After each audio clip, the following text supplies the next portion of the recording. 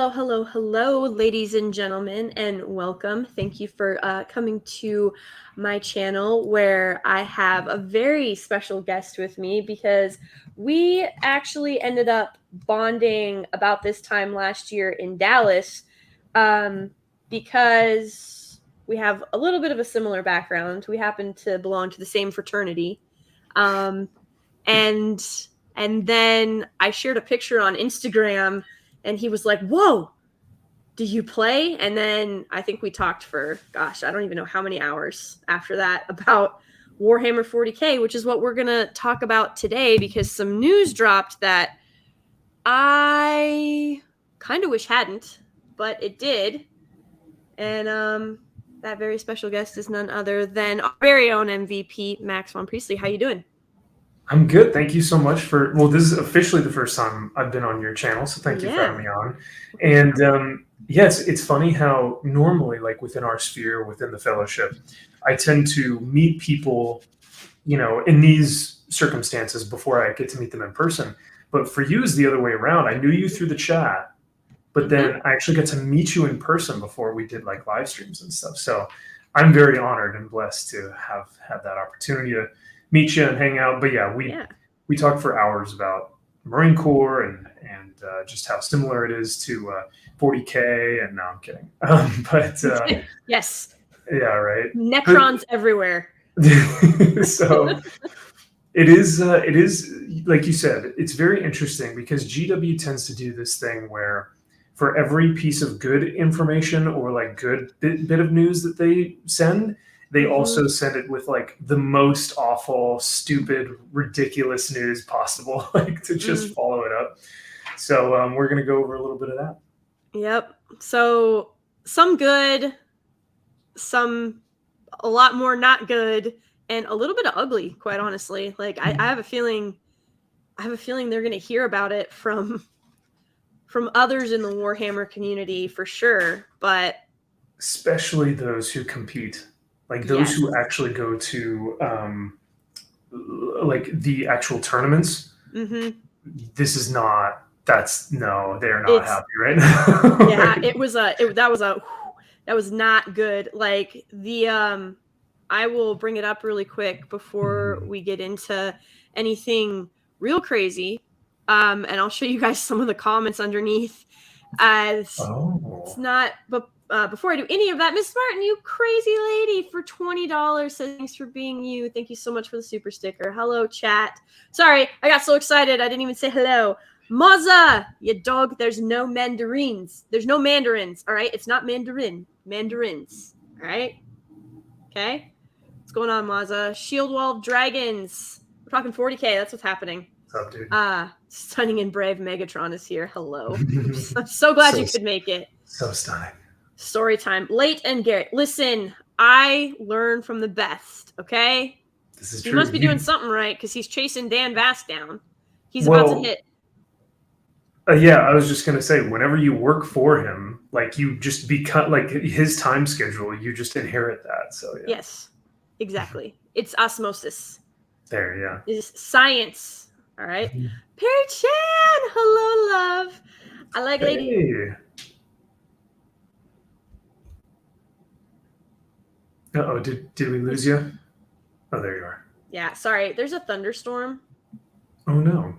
So I might be in and out, but I knew what you meant, Perry. Lady, even. I love you, Perry. Perry, by the way, guys, he just worked on something incredibly epic. I'm not exactly sure when it's going to drop, but I know it's going to drop soon. So make sure that you guys show Perry all the love because he is amazing. Just stunning and brave and handsome. Perry is stunning and brave. I love that man. He really is. Soul Assassin, what's going on? All right, much love. Legionist, what's going on? So much love to everybody in the chat. And this is kind of what we're talking about today. Hard to keep war machines working for 10,000 years. See why some Warhammer Horus Heresy units are being removed from competitive 40K. Tomorrow. Fantastic. Thank you, Perry. So I was like, oh, okay, well, let me check this out. But before we go to the article, this is It's like the very first comment underneath it. I just want to say I'm Oh, extremely sad and disappointed. I've been bringing my Fell Blade to events, and it's such a great and fun model, and very expensive too. Gutted. I hope you change this rule. Rest in peace. Like, look at this. This is just, oh, I mean, it's a beautiful piece. so Um, cool. and let me say, Forge World is not cheap. those, No. those Forge World models in US currency is Mm. just, I mean, mind-boggling how expensive these kits are. There is a So, reason. There's a reason that Az from Heel versus Babyface calls this plastic crack. It's mhm. highly addictive, which is why when I joined the Marine Corps and all of my stuff got put into a Connex box back home because my parents moved, and so they were like, okay, the stuff's going into 3 Connex boxes. My stuff was in the Connex box that got lost. And No. yeah, I cried. And my mom was like, well, baby, they were just toys. And then I cried harder Oh because, no. dude, I had my mom just sent me, she's like, hey, we found some stuff in one of the other Connex boxes. And it's like, it's some of my anime and manga. So it's some of my Sailor Moon, and some of my Yu Yu Hakusho and Fruits Basket stuff. And I've got Full Metal Jacket and, or not Full Metal Jacket, Full Metal Alchemist and some, like a few others. I can't think exactly what came, but it was not as big of a box as I was hoping. And I got one of my Warhammer 40K novels was in there. Oh, But that's a like, tragedy. yes, when I tell you, I had probably at I had at least 24 Warhammer novels. Oh Like, wow. at least. Um And a lot of those that are out of print can go for pretty good money. And I know that there's like for mhm, you, it's more of a sentimental thing, but yeah. just for the resale value, like I have some books, some old '90s, first printings, and like, they just don't print them anymore, so it's tough to No. find them. It is very hard to find them, and they have just been going up in price. And so, like, Mhm. when I came in, there's different entry points for Warhammer. My entry was the Rift Wars, basically like why the Emperor of Mankind is doing what he's doing, Mm. and Okay. why thousands of psychers have to get sacrificed today so that he can go and like hold off chaos and shine his light. Like, he's a bad, okay, one of my favorite things about Warhammer, sorry, as you guys know, I go off on tangents, but one of my favorite things about Warhammer is like everybody is not everybody has justifiable reasons for what they're doing. Like, some of them are literally just like the orcs are just, I have low opinion of the orcs, and that's orcs with a K, not a C. Don't confuse them. But like, when you listen to like the Emperor and how he's like glorified, and they talk about the Emperor of Mankind, Savior of Mankind, it's his spirit that's holding back. He's the light to all of these worlds, and if you get cut off from the light of the Emperor, like, chaos is going to overtake you. Sounds like a good dude.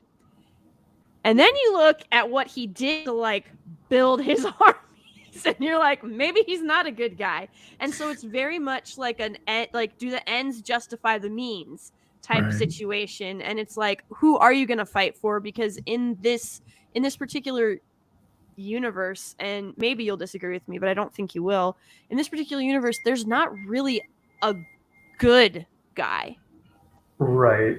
I know There's that not like, yeah, like Games Workshop has always kind of promoted their Space Marines as the heroes, but they always promote them as like heroes of the Imperium. yes. They're not necessarily like the heroes of 40K, Mm-hmm. because heroes don't massacre and heroes don't obliterate, hundreds and thousands, and like commit genocide and like all this stuff. Yeah. Like Like, the wipe out, Imperium. like, Yeah, exactly. just So. like, how many races did they say got wiped out? They're like, the number is so high that they're like, oh, these are the 10,000 races that got wiped out, and those are just the ones we know about. Like, but I think, there is something to be said because they are kind of the poster children for the universe. They are the poster children for the company. And the reason why is because they're the only real like humans. So when you look at Tau, they're like this, they're more alien like. yeah, When you look at Necrons, they're kind of like these ancient robotic skeleton alien things. Each one of these factions and races, though they have maybe some semblance of like maybe a physical form, the ones that we can really relate to are those humanity, right?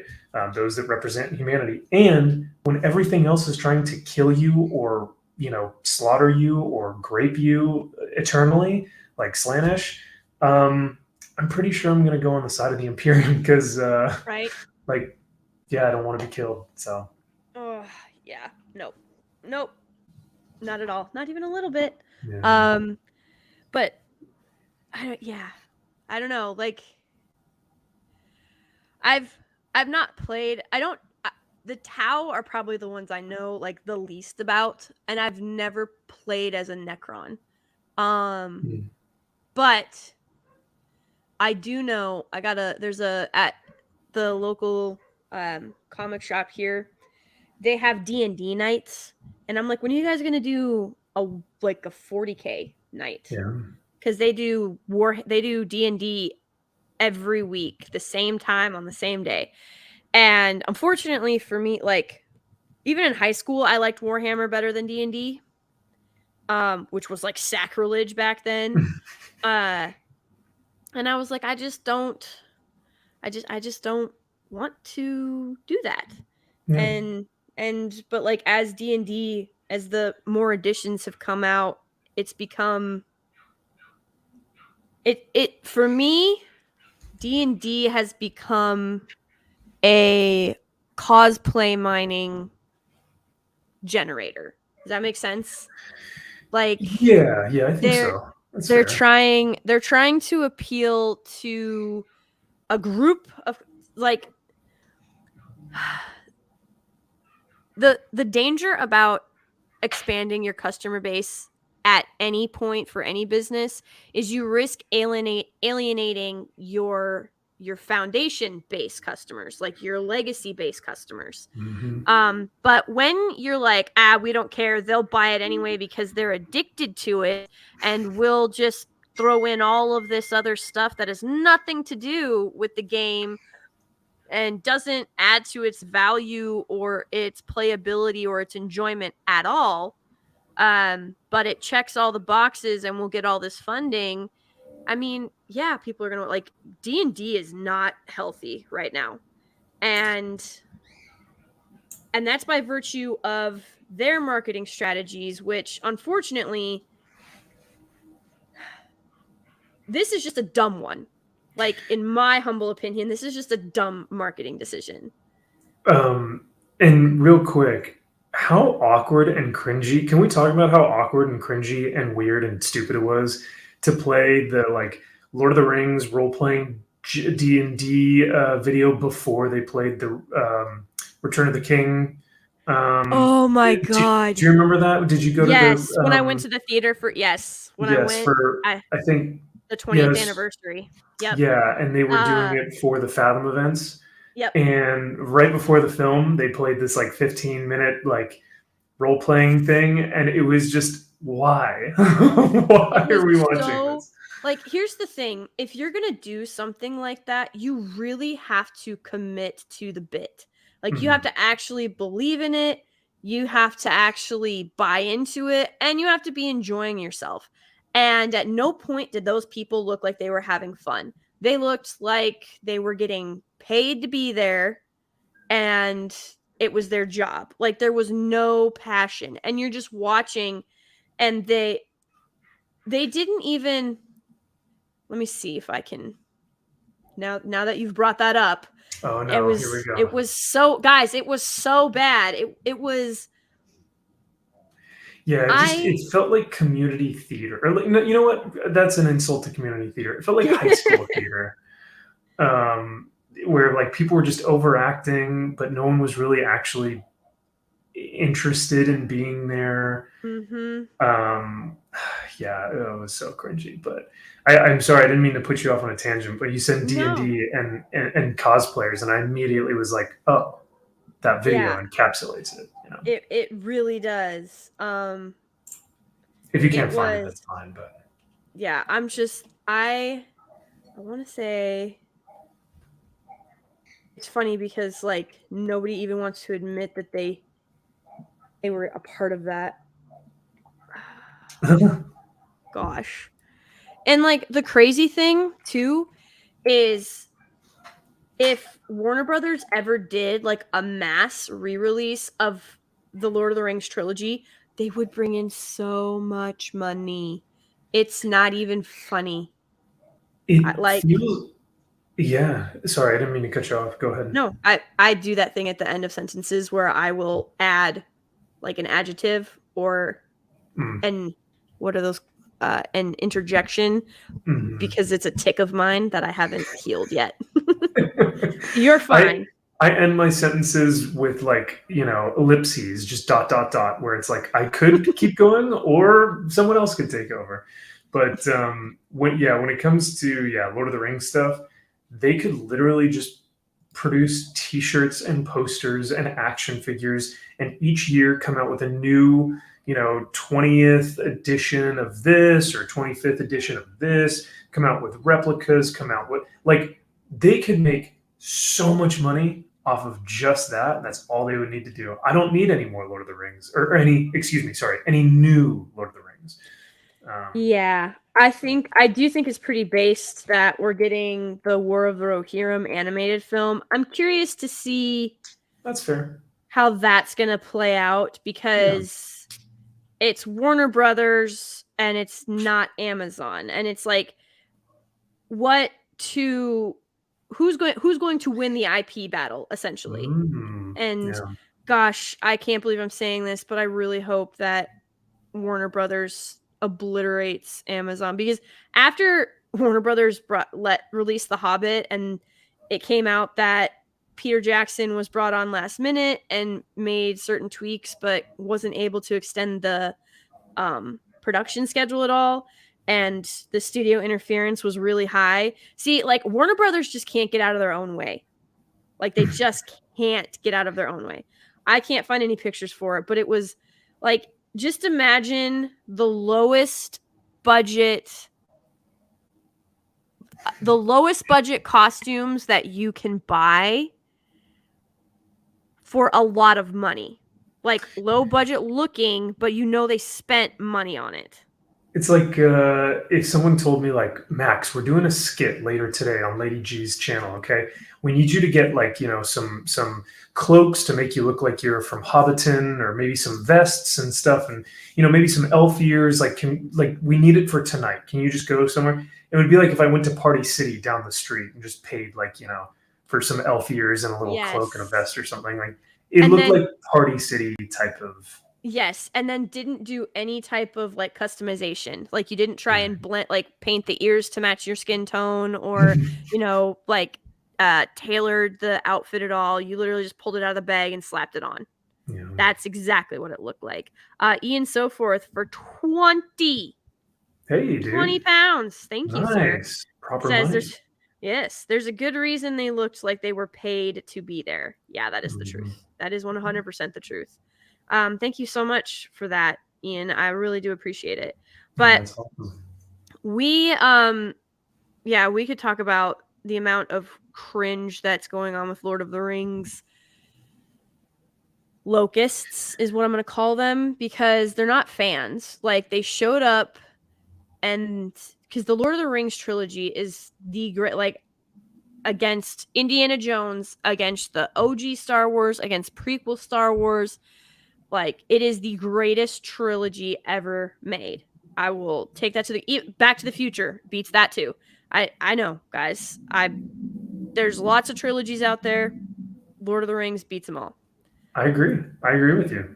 And I don't think that's a hot take. I think most people would say, yep, it's fair. And they might say it's a basic take, but it's the truth. And unfortunately, because it is so impactful and it's so popular, it got hijacked. Mm. And yeah, so now you got to deal with We that. Yeah, we thought that it was going to be our last bastion of hope. That it was the untouchable, right? And I still think that in a way it is a little bit, just because of how many people are so like when the whole magic card thing came out. Oh yeah. Normally, 5 years ago, we would have been outnumbered, but Yeah. now it's the other way around. Where like Tolkien fans are like, get the f out of our hobby, dude. Like, no one wants you here. We watched what happened to D&D. We watched what happened to Star Wars, to Marvel, to Indiana Jones. We have witnessed it, to Ghost, like they do it to everything, to Mhm. Ghost, but like it doesn't even have to be like a universe IP like Star Wars or Marvel. I mean, they turned Terminator into a universe IP when there's only 2 Terminator films. But by God, they tried so hard with that Terminator Dark Fate of movies. And Um Genesis and all that. Yeah. oh God. I would, Well, if I had to choose between Genesis and Dark Fate, though, I would choose Genesis. that's fair. That's I would. understandable. Not that that's not that Any that's better? any better, but no, you've got, I mean, I'm just off the top of my head, they've done it to Indiana Jones, pretty much every Thor, every Marvel cinematic universe male character like Thor, Loki, Hulk, Captain America, Iron Man, uh heck, even Thanos. Like, he got his butt handed to him by both Scarlet Witch and Captain Marvel. Don't forget Daredevil and Wilson Fisk Oh both got God. cut in their in the what was it, the Hawkeye show and the Hulk show. The She-Hulk, the booty Yeah, shaking the one. Shield. But guess what's next? They're coming. They're coming for No. Warhammer, Lady G. I They, know, you and that's why know I'm they are. like, I will Oh, you will. You will let. literally. I'm sorry. There you Okay, there's lots of women who love Henry Cavill. I don't think I'm breaking any news with that statement. There's lots of women who love Henry Cavill. There's lots of dudes who have man crushes on Henry Cavill. Good for him. Here is my thing. I put this up on Twitter the other day too. It's called Cavill baiting at this point. They attach his name to an IP, like, oh, there's another one, Enola Holmes, where they absolutely cucked Sherlock. Like, he always wanted to play Superman. He always wanted to play Geralt, which is another IP that they've completely invaded and taken over. Which is the Witcher series. If you guys have ever read the books or played the games, you'll know that Geralt is much more involved and it's much more Geralt centric for a long time before it becomes serious story. Anyway, so, but they put him as Sherlock Holmes in Enola, and I think his total screen time is something like 7 minutes in that whole show. But if you look at the trailers and the marketing, it's all clips of him talking to Enola, like it's all clips of him. It makes it seem like he's in the movie a lot more than he actually is. And you get the same thing with the Witcher series. And when you have, I mean, Superman is, he got written dark, and Snyder has come out and said that wasn't Superman Prime, but I don't understand why you wouldn't make like a prime established Batman and a prime established Superman. Like, it's not that hard. It's really not. But they keep putting Cavill into these projects, and then the projects are terrible. And he stands out in some of them. I'm going to be perfectly honest. I understand that he did a lot of fighting. I don't know if that's the right word. A lot of arguing about how Superman should be portrayed. Apparently, I don't know how true that is, but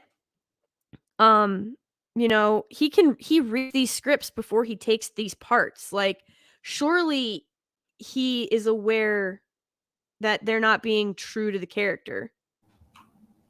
I mean, it makes sense, and I think that's why a lot of times we've heard this before of Henry, where they say, well, he's unreasonable to work with, or he's difficult to work with on set and whatnot, and rightfully so. I mean, like, I would probably be very unfortunate to work with as well when trying to hold true to something that I know is canon or source material or something. Maybe not even something, because we've seen this on The Witcher, where he even said, my character would never do that. He would like, as Geralt, he knows Geralt more than the producers and the directors do. If that's the case, my character would never do that. And a good director, I think, will listen sometimes to the actors and say, you're right. Han Solo, he would say, I know. He wouldn't say, I love you. Sometimes the actors know who their characters are. I think the most epic example is Christopher Lee explaining to Peter Jackson that you don't scream. You don't sound like that when you get stabbed in the back. And you're like, how do you know what someone sounds like when they get stabbed in the lung from the back, Christopher Lee, Mr. Sir Lee. Sir Christopher Lee. Yeah. But it's and that, like, those parts, like, in when we see him fall in after the battle and at Isengard and sorry, he falls down, but that little bit, it adds so much because he doesn't, it's not overly dramatic, you know what I mean? Like, a lot of people think that if they're gonna die, they're gonna die in like a blaze of glory, or they're gonna get the last word, or they're gonna have some snarky remark. That is seldom how it happens. Like, you seldom have your blaze of glory moment. And but that doesn't mean it's any less epic, because he was in the middle of telling Gandalf how he was never going to surrender, and he was never going to he was never going to be that weak, and he was never going to abandon the Dark Lord, because he honestly didn't think there was any way that anybody else was going to win. And and listening to him give this like defiant speech, and to just have it silenced like that, it's just like, whoa. Yeah, a lot of I think in real world scenarios, when you do hear of people that pass away, either in battle, on the battlefield, on the front lines, in the trenches, whatever it is, it's not like they have, said this rousing speech to the troops and then they go, let's go, men, and then they charge. That, like, a lot of time it's just like, boom, 1 second they're there and the next second they're gone. And sometimes that's the reality of war, is just there's sometimes the bodies keep going forward even after they've been, like, you get a kill shot in the head, but the bodies will still take like 2 steps forward. Yeah. Because there's still enough electrical impulse, because they were like, their brain, like, the last message that their body was getting was to like run forward. And so it takes a minute for your body to realize that it's no longer receiving a signal.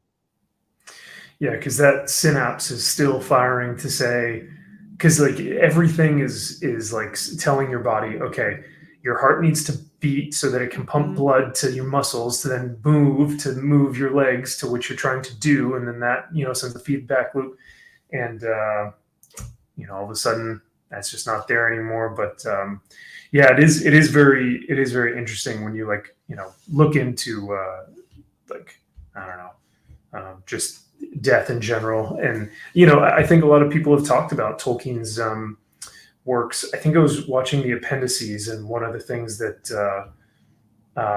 Thomas Shippey was saying, who's the Tolkien scholar, he was saying that some people regard Tolkien's work, that the overall theme of Tolkien's work is death, which I think is really interesting. I don't know if I would say death. I would maybe even say life, because there's so much hope. But there is a lot of death in his stuff, and it's what he experienced, Yeah, and he was a World War I vet, so like trench warfare. Like, I mean, you want to talk about, so many men got sent home because their feet rotted off because they were in standing water. Like, it's just crazy to think about those conditions. And then you have people coming in and being like Tolkien doesn't know what he's talking about, and he's like, he wasn't even that good of a writer. He stole everything from other people, and I'm like, you guys are so bitter. You just can't handle any. Here's the thing: weakness, especially when you choose to be weak. It's not like you were born and you have the inability to do something, or to it's not like you have weak lungs or a weak heart, or some type of condition. It was they choose not to seek out greatness or exceptionalism, so when they see it, have to try and destroy it, because it just reminds them of what they are choosing not to seek with their own life. Like, that is pretty much the boiling up point of it. It's really interesting, yeah. When you look at a lot of individuals that, and I've found this more as I've recently, just within the past 2 years, as I've gotten more involved with like social media stuff, because I never used to be on Twitter. I never really used to be on like Instagram and TikTok and stuff, but because of the platform and because of the channel, now this is where I get my news. This is where I watch videos. This is where I do everything. And it just really is interesting to see the psyche of people who have just become so miserable and self-hating, that if they took accountability for their lives, and if they just were, and I'm no saint, I'm not saying that I'm the perfect person either. Yeah, exactly. But the one thing that I do realize is, like, I have to look at myself before I look at anyone else, before I start, and so a lot of people will have that type of disdain and hatred for others' successes, because they refuse to look at themselves, and they know that if they did, they would be miserable, pathetic, cowardly people, which a lot of people are, and they just refuse to look at that side of themselves, because they could do something about it, like you said, but they refuse to, because it's difficult. It's not easy to to do that. But if exceptionalism was easy, it wouldn't be exceptionalism. There you go. Yeah, it's the same thing that is said in The Incredibles, right? Where he's like, if everyone is super, then no one is. Yep. Exactly. And then, you bring up a good point. There's actually a verse in the good book. Remove the plank from your own eye before you point out the speck in your neighbor's. And that's something it's telling us. So, because something that I hear pretty often is Christians aren't supposed to judge.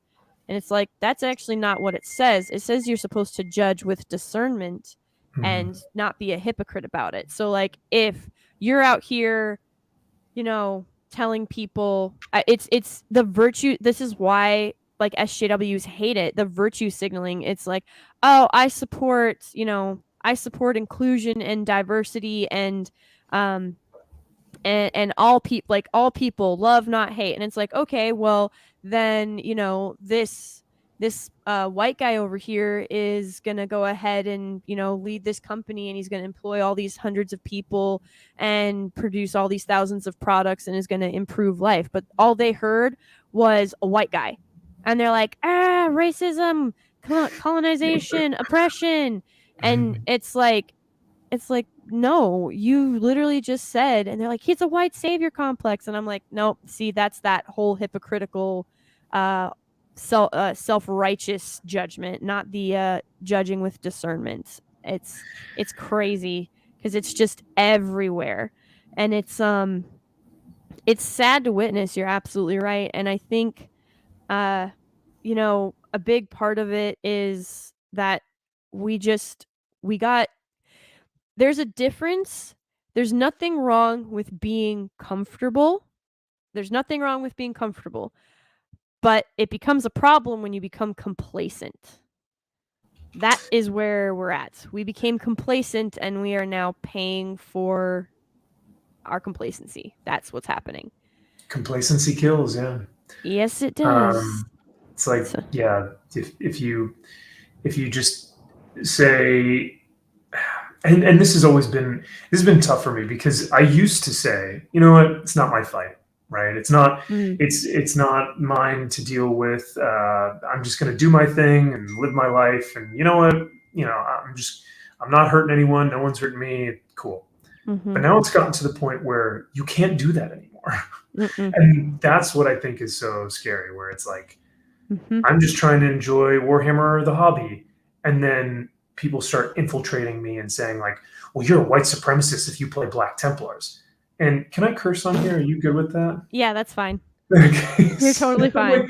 I'm like, what the fuck are you talking about? Are you absolutely insane that you would think that Tyranids represent a minority class and that by Black Templars purging Tyranids and purging heretics, that I'm somehow inherently racist because of that? It is the most absurd, pathetic thought process. And yet that is what we're seeing. And so, like I said, when, you know, usually or beforehand, I'd be like, well, it's not my fight. No, when these things start getting taken over, it's like, I got to say something about this now, because it's not like I'm just going to stand here and take it. Yeah, because if you don't, like, there's no, like, everybody's like, oh, there's just no stopping it. And I'm like, no, but there actually is. Like, we are bearing witness to that. Amazon lost hundreds of millions of dollars on Rings of Power. Like, they are canceling other shows. Other shows have come out and said Rings of Power's budget is the reason we got canceled, because it lost so much money that they had, but here's the thing. It's their they have made it their flagship focal show.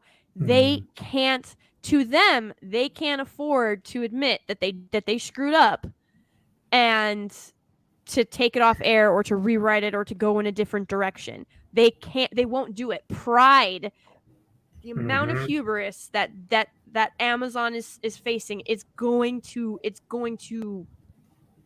they're gonna kowtow. Like, it's bad, guys. You can't. It's kind of like a game of Jenga. You can only pull out so many pieces and put them on top and say you're making a taller tower for so long until it collapses. And it's gonna come down fast.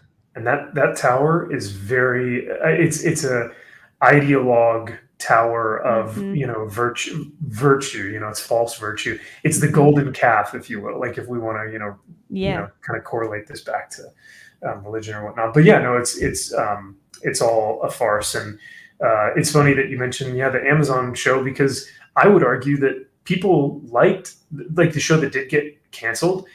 I would argue that people objectively thought that show was better and it was more well liked than Rings of Power, and yet that's the one that got canceled. It's like, fuck, you guys are ruining your own. Like, it's literally just me looking at my hand and sawing it off in front of you and going, like, this is okay, this is fine, everything's gonna be okay. It's like, we don't need it's all right. We don't need it. I don't need my hand. It's fine. Yeah. It's like, dude, no, I think you do need your hand. Yeah. Real quick, Manowar665 sent 2 super chats for $6.65. Thank you. Nice. Started with D&D Basic from Kmart in 78. Yes, Kmart D&D was the best. Hasn't been D&D since Weasels of the Cuck released generic fantasy roleplay edition 20 plus years ago. So if you have a beloved unvarnished IP, keep those bloody gates and keep them hard. And that is so true. And that was to go back to my point earlier.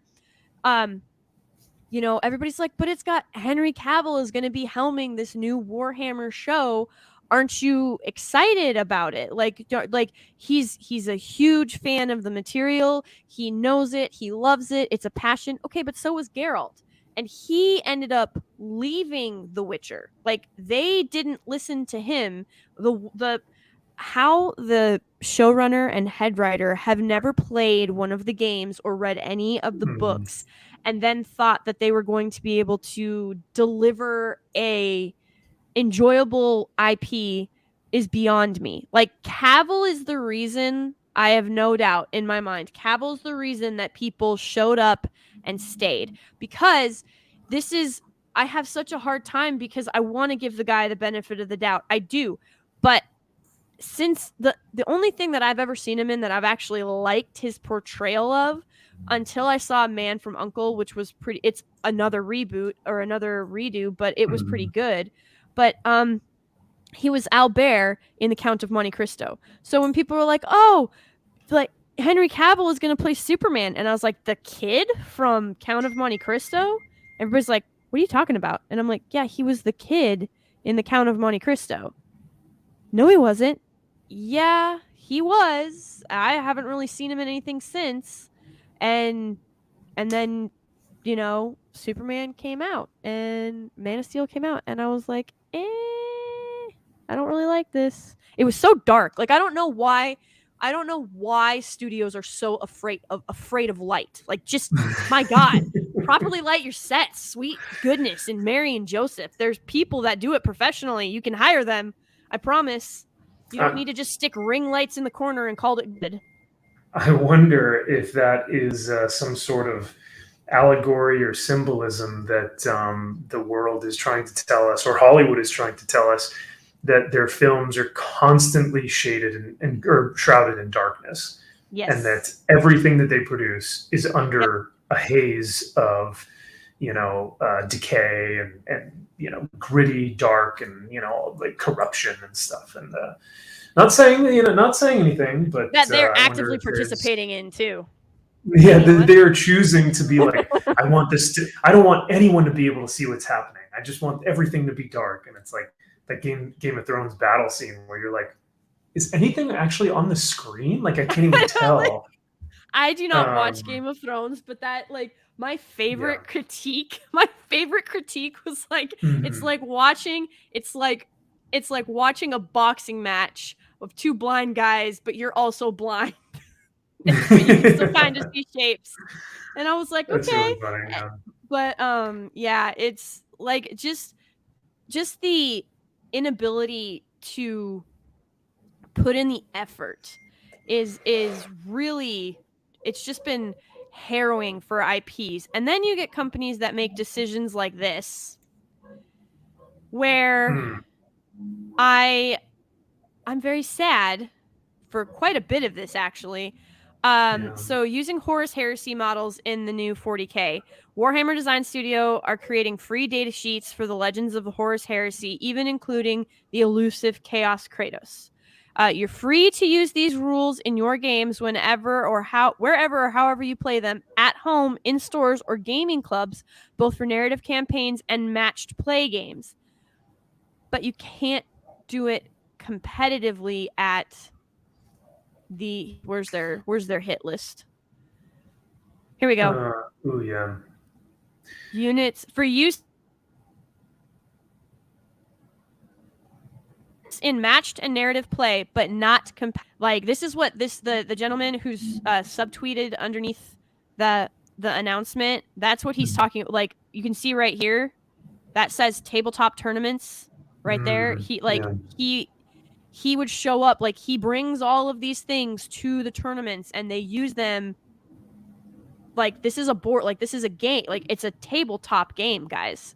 And so now you're no longer going to be able to, in competition, Leviathan, Contemptor, or Dradio Dreadnoughts, which this is the big one, because similar to you, like, I know so many people who have Dreadnoughts. Javelins, Dreadnoughts, and Deathstorm drop pods right there. Oh my God, the drop pods. I didn't even see the drop pods one. The drop pods are on there too, man. And then you've got all, like, Cerberus, Spartan, like it's, I hate it. Yeah, so this is now, so I will say personally, this doesn't affect me or my playing experience, because I've never competitively played in a game where it's actually what do you call that, when there's an actual, like, tournament where, like, someone is dictating, okay, here's the board, here are your objectives, or when someone is, like, actually giving you money or an award or something like that. So but for the 40K community, this is really big because Forge World and Games Workshop in general, and I think you and I were talking about this, have been promoting a lot of these models and actually Yes. just released a lot of these models brand new on the website. Yep. And now they're saying, oh, by the way, now that we release these, you can't actually use them. Nope. It's like, wait a second, you know.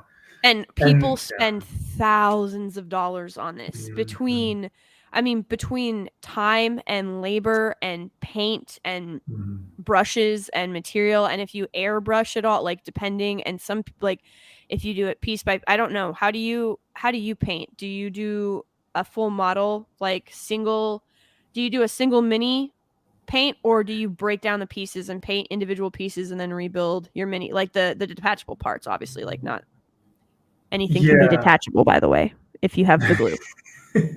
I'm just gonna point that out.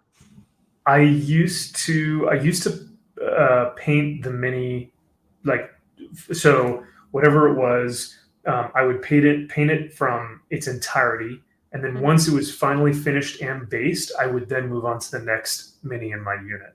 Now I tend to do assembly line, which is whatever is gold on the model, all of them will go gold, you know, and then next, whatever needs to be black, put it black, and I'll just assembly line all those. I think it's much more efficient, but yeah. So, but in terms of individual pieces, only if it's like, I don't know, like there's a Black Templar's speaking of dreadnoughts, one that I'm building right now that may need to be in separate pieces just because there's absolutely no way I'd be able to paint around like some of the, you know, so stuff like that, maybe, but very rarely do I ever have to do that. So dismantle, paint, and then reassemble. Yeah, just it feels like I like to have the whole model itself to like look at and make sure that everything looks correct. Whereas like if I kept the arm off and the cape off and the head off and then painted them all separately, I don't know. I don't know how that would look. So, but what's your base? What do you use for your base? So I used to use Abaddon Black as my primer. Of course, and I know, right? Everybody, I swear to God, everybody starts with Abaddon Black. That was like, I was just like, yeah, black. Like you just start with a black primer, and I liked the fact that my models were darker. I didn't like a Space Puppies blue, is what a lot of people call it, which is like the Space Wolves color. So I didn't do the Space Puppies blue, so I wanted more of a grim dark, like gray tone to the Space Wolves. So that's why I did all black. But now I do a gray, like, because it's just right in the middle. It's not stark white, but it's not, you know, Abaddon Black. So the gray, I think you can do anything. You can put metallics on there. You can put, you know, inks on there, and it just looks really good with that. So depending on what you're painting, obviously, but something that I found and is, if you're willing to put in that little bit extra time on the front end, it saves you a bunch of time on the back end.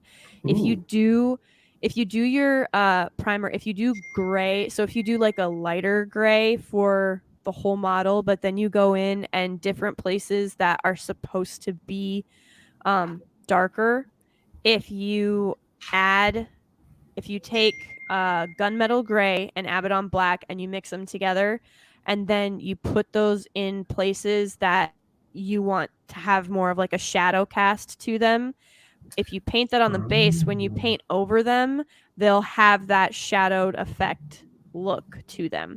And so you'll get, it's really cool. Like, especially, that's pretty cool. Yeah. It's a lot of fun. You have to put but I find it takes less effort to do it that way than if you're trying to darken the coat darken your top coat afterwards, because you're like, I really want this to be shaded this type of way. If you have the miniature, if you have the plan in your head of how you want it to look, and you know what you want to have shaded, if you take the gunmetal gray and the Abaddon Black and you mix them together, and you put it on as basically like a secondary primer, it will give it that effect, which has been a lot Yeah, of fun for me. So that's awesome. And I always love hearing different people's like pro tips that they have or little strats because it's like I've seen that done but with airbrushing. So I saw someone on YouTube, I think, where they said like instead of doing the GW highlight where just everything is highlighted, right? It's yeah, just like an edge highlight all over, and the sun is from like the light source is everywhere. yeah, Whenever you're painting the model, this one guy was like, I don't want to do that. I want the light source coming from just this particular angle. So I'm going to use the airbrush to make a darker tint to the opposite side of the model that doesn't have that light source coming into it. yep, And it turned out looking really cool. So mm-hmm. I've seen that done before in that way, but I haven't heard about the like pre-shading, if you will. Yep. Because that's kind of what, yeah. But. I'm not gonna lie, as with most great things that happen on accident. Yeah. And I was like, well, I'm gonna make this work. And then I loved it. And I was like, I wonder if I could do this on purpose. And it took a little bit of tweaking. And then I found the ratio that I liked. And it added that extra layer that I really felt gave them a different dimension. So it was pretty cool. But the Woad Warrior, I hate your name. Nice. $10. Nice. 2 of my favorite devil dogs. Glad to see not just Air Force folks are nerds, though I would be a dinosaur in today's force. Hold the gate. The Emperor protects. Yes, he does. The Emperor protects. Amen. Yeah, the Emperor protects. Thanks, Woad. I hope we can hold the gate. I don't know, Lady G. I did that Gatekeep Warhammer video a few months back, and I got fucking reamed for that video, which is odd because I look on Twitter and there are a lot more people kind of in this, from what I can tell, that are in this realm of like, don't fuck with Warhammer. Stop. Yeah. Like, like they're I see a lot of people that are very similar in in terms of Tolkien, but the ones who are outspoken, who are like, we need trans representation in Space Marines or whatever it is, they are very outspoken.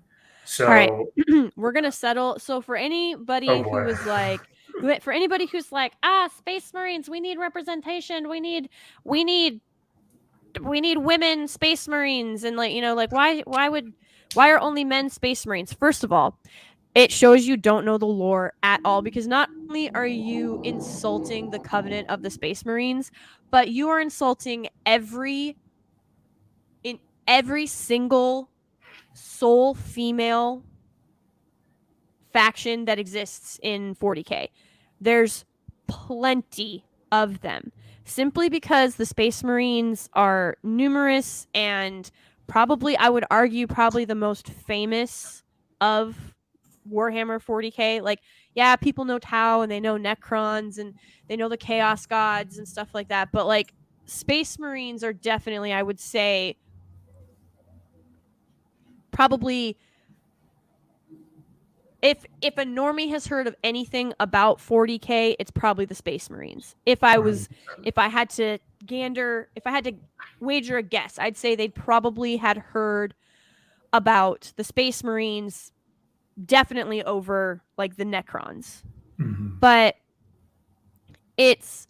here is the thing.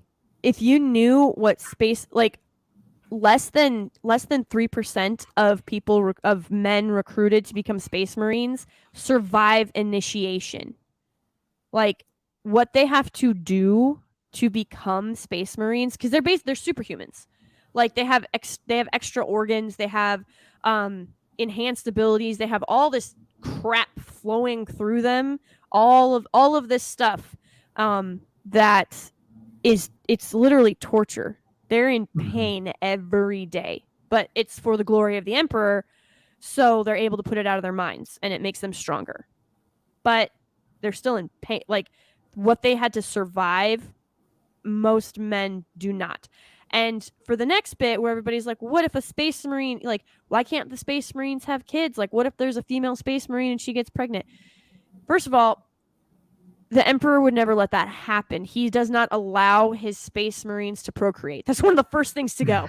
Like, yeah, they pretty much do the old snip snip. I heard I don't know if this was on a Reddit post or if this was just someone's own headcanon, but someone was saying that like because the Space Wolves are so against the Codex Astartes that like they just everything against the Codex, like they don't have any sort of uniformity. They form their own, like they have what are their units? It's like Gray Hunters and Blood something. I'm blanking on what they are, but yeah, but their units are much more different because they just don't adhere to that stuff. So one of the things that they were saying is like, yeah, Space Wolves, when the Emperor was like, yeah, we're going to give you the old snip, Space Wolves are like, yeah, fuck that. We're keeping our manhood so we can like rape and pillage, I don't know if that's true or not, but it's just a funny anecdote. I think that's someone's headcanon. Yeah. I would wager that that's someone's headcanon. Sure, But I'm trying to think. I'm trying to think. Oh yeah, where's that? Blood claws. Yeah. Those are the different factions that we're talking about. Like when you guys see like different symbols and stuff, it's because they're not all space marines.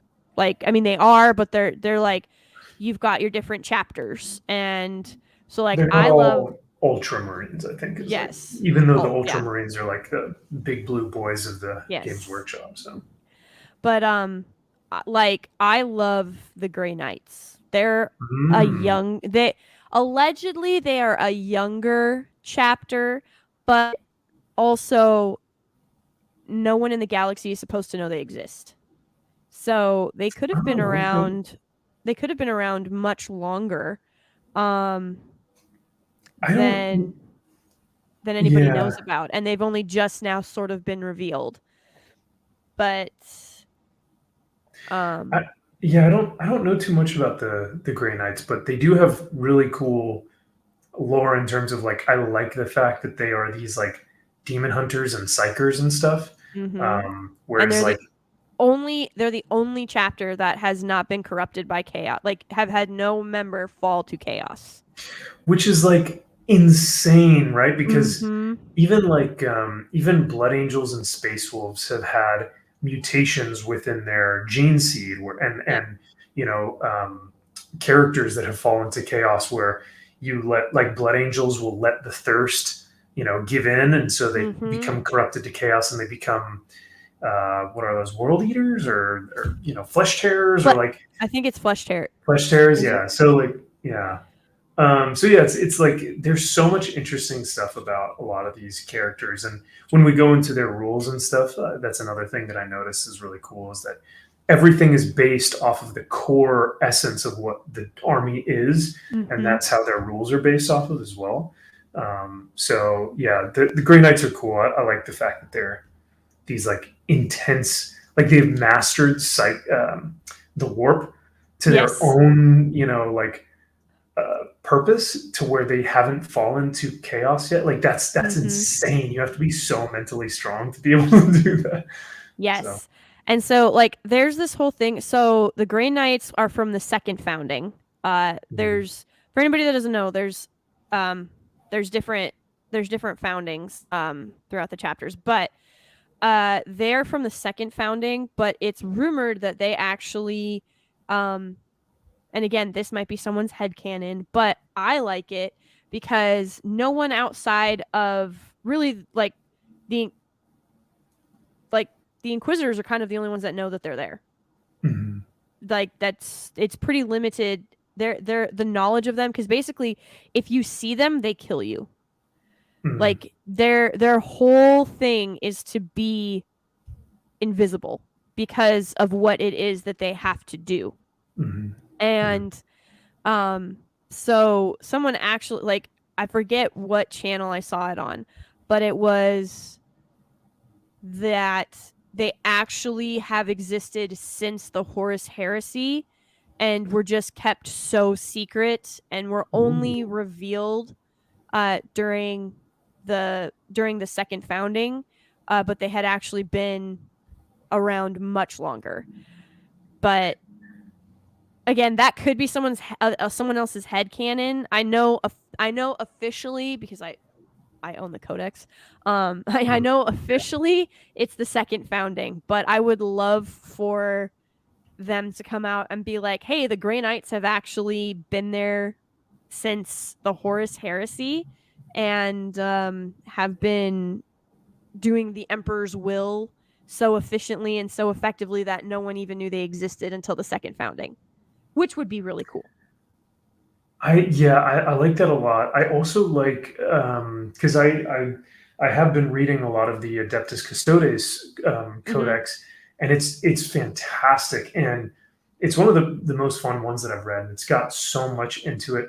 And I'm also reading Valdor: Birth of the Imperium, which is Ah, which is another book that is from Black Library, and it basically goes. It's like pre Horus Heresy. It's like pre everything. It's like mm-hmm. when the emperor is essentially building Terra, and they've Yes. just come to Terra, and the emperor has fashioned the Adeptus Custodes as his bodyguard, and they're really just like it's called the birth of the Imperium for a reason, Mm-hmm. and so it is so interesting to see how Games Workshop can. The Adeptus Custodes have they've existed within the lore Yes. technically, but this is the first time that we see them actually on the tabletop and like Mm-hmm. taking it to everyone else, because their reasoning for that was because this whole time after the Horus Heresy, when the emperor was mortally wounded and they had to put him on the throne, Yep. the Adeptus Custodes, these bodyguards, were in such pain that they were so filled with guilt that they never left his side, and so no one saw the Custodes because they were lost to time because they never left. They stood watch and they never did anything else. But now they're taking it to the enemy and they're saying, you know what, fuck this. We're done being sad sacks. We're done being depressed little babies, old emo babies. We're gonna go out and we're gonna take it to the enemy now. And so now they can be played on the tabletop and stuff. So I think just these little things where, like you said, whether it's the Grey Knights that have been hidden from time, or the Adeptus Custodes, which have been hidden from lore. It's really cool to see some of these new factions come to Mm-hmm. light. So. Especially with just like when they come out and they're so powerful even after all this time, Mm-hmm. and they have this unwavering devotion to the emperor and to what he to what he stood for, and to Terra and to the emperor's light and to his vision, and it's interesting because someone, I forget, I was on a live stream and someone was like, well, if he's the emperor of mankind and the space marines are out fighting chaos and necrons and stuff, doesn't that mean that like the space marines are protectors of humanity? No, they'll kill humans. They'll kill you. Like they will kill you. If they think, well, the Imperium's even worse. Like Inquisitors, Yes. if an Inquisitor thinks that you are even potentially a heretic, or maybe even potentially, you don't even have to potentially believe in like against the Emperor or something. Even if the Inquisitor gets a hint of that, he will destroy an entire planet if you are on it. Like they will wipe people out. And I think that's what's so fun about the hobby is it's like Mm-hmm. it's not even turned up to 11, it's turned up to like 3,000. Yes. It's just crazy the extremes to which these people will go to, which is so It much fun. is. And the board, like that's what it is. Like the board, it's these factions, these chapters, they're all extremists. Like Yeah, the yeah. Necrons want to wipe out everybody else too. Like it's pure, they're looking for just like eternal consumption essentially. Commissar said it for me, is it turned up to 40,000. Um, but it's right. Like um they don't play. They don't even there is no leniency whatsoever. None, because they see that as a weakness. And it's just so much fun to play. And now you have these people who are like, well, we need female space marines because females are all powerful too. And I'm like, all right, first of all, you don't know the lore, you don't know what you're talking about. I don't want that to happen. I also don't want space marines. I like, obviously there are ranked space marines who take off their helmet, but if we're talking just like an all-out bloodbath, no space marine is going to take their helmet off in the middle of a battle. Like Halo, another IP that they absolutely destroyed. Like, no space marine is going to take his helmet off in the middle of battle. First of all, they need it for a lot of stuff. It regulates their suit. It regulates their breathing. It allows them to see, like, there's all of this data that comes through their helmet, depending on who you're talking about. And also, it would be a vulnerability if they took it off on the battlefield. Like, it doesn't make sense. But now you've got people who are like, well, we need to see their face. And I'm like, we really don't, though. Like, it's kind of like what do you call it? Oh, it's kind of like Grimaldus in Hell's Reach. I think that's one of the coolest things about the whole, book is that, like, Grimaldus, who's the chaplain for the Black Templars, never takes his helmet off. It's just, it's like, he is truly like what the Mandalorians always preach, like, you can never take your helmet off. Like, no, Grimaldus actually does that shit. Like, he never takes his helmet off. And I think it's so, like, that concept is so cool because there's mystery behind it. There's, it just shows like the discipline that these like superhuman beings have to have this thing. Like you said, they have the rebreathers in there. So they actually utilize it as armor and as something to help them function in battle. But yeah, they don't take it off in, at least like you said, in battle, from what I know. Yeah.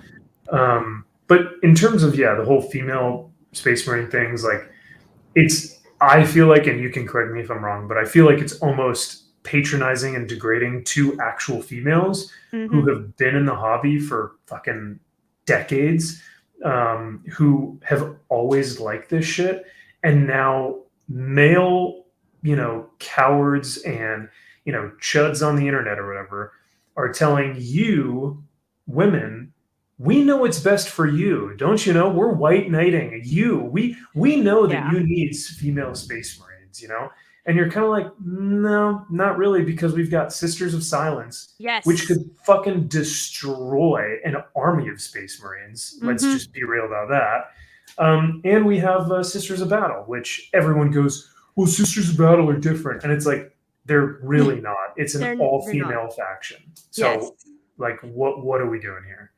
And you've got, like, there's so many other opportunities for female, but he's like, I don't even want to say the word representation because it's sour in my mouth now. But it's like, if you want to play as a female on the board, that option was always available to you.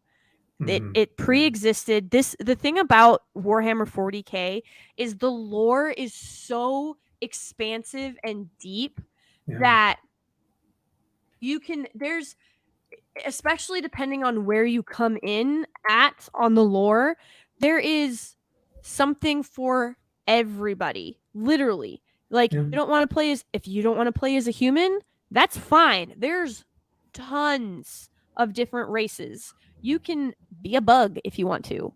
I don't know why you'd want to, but, like, you could if you want to. And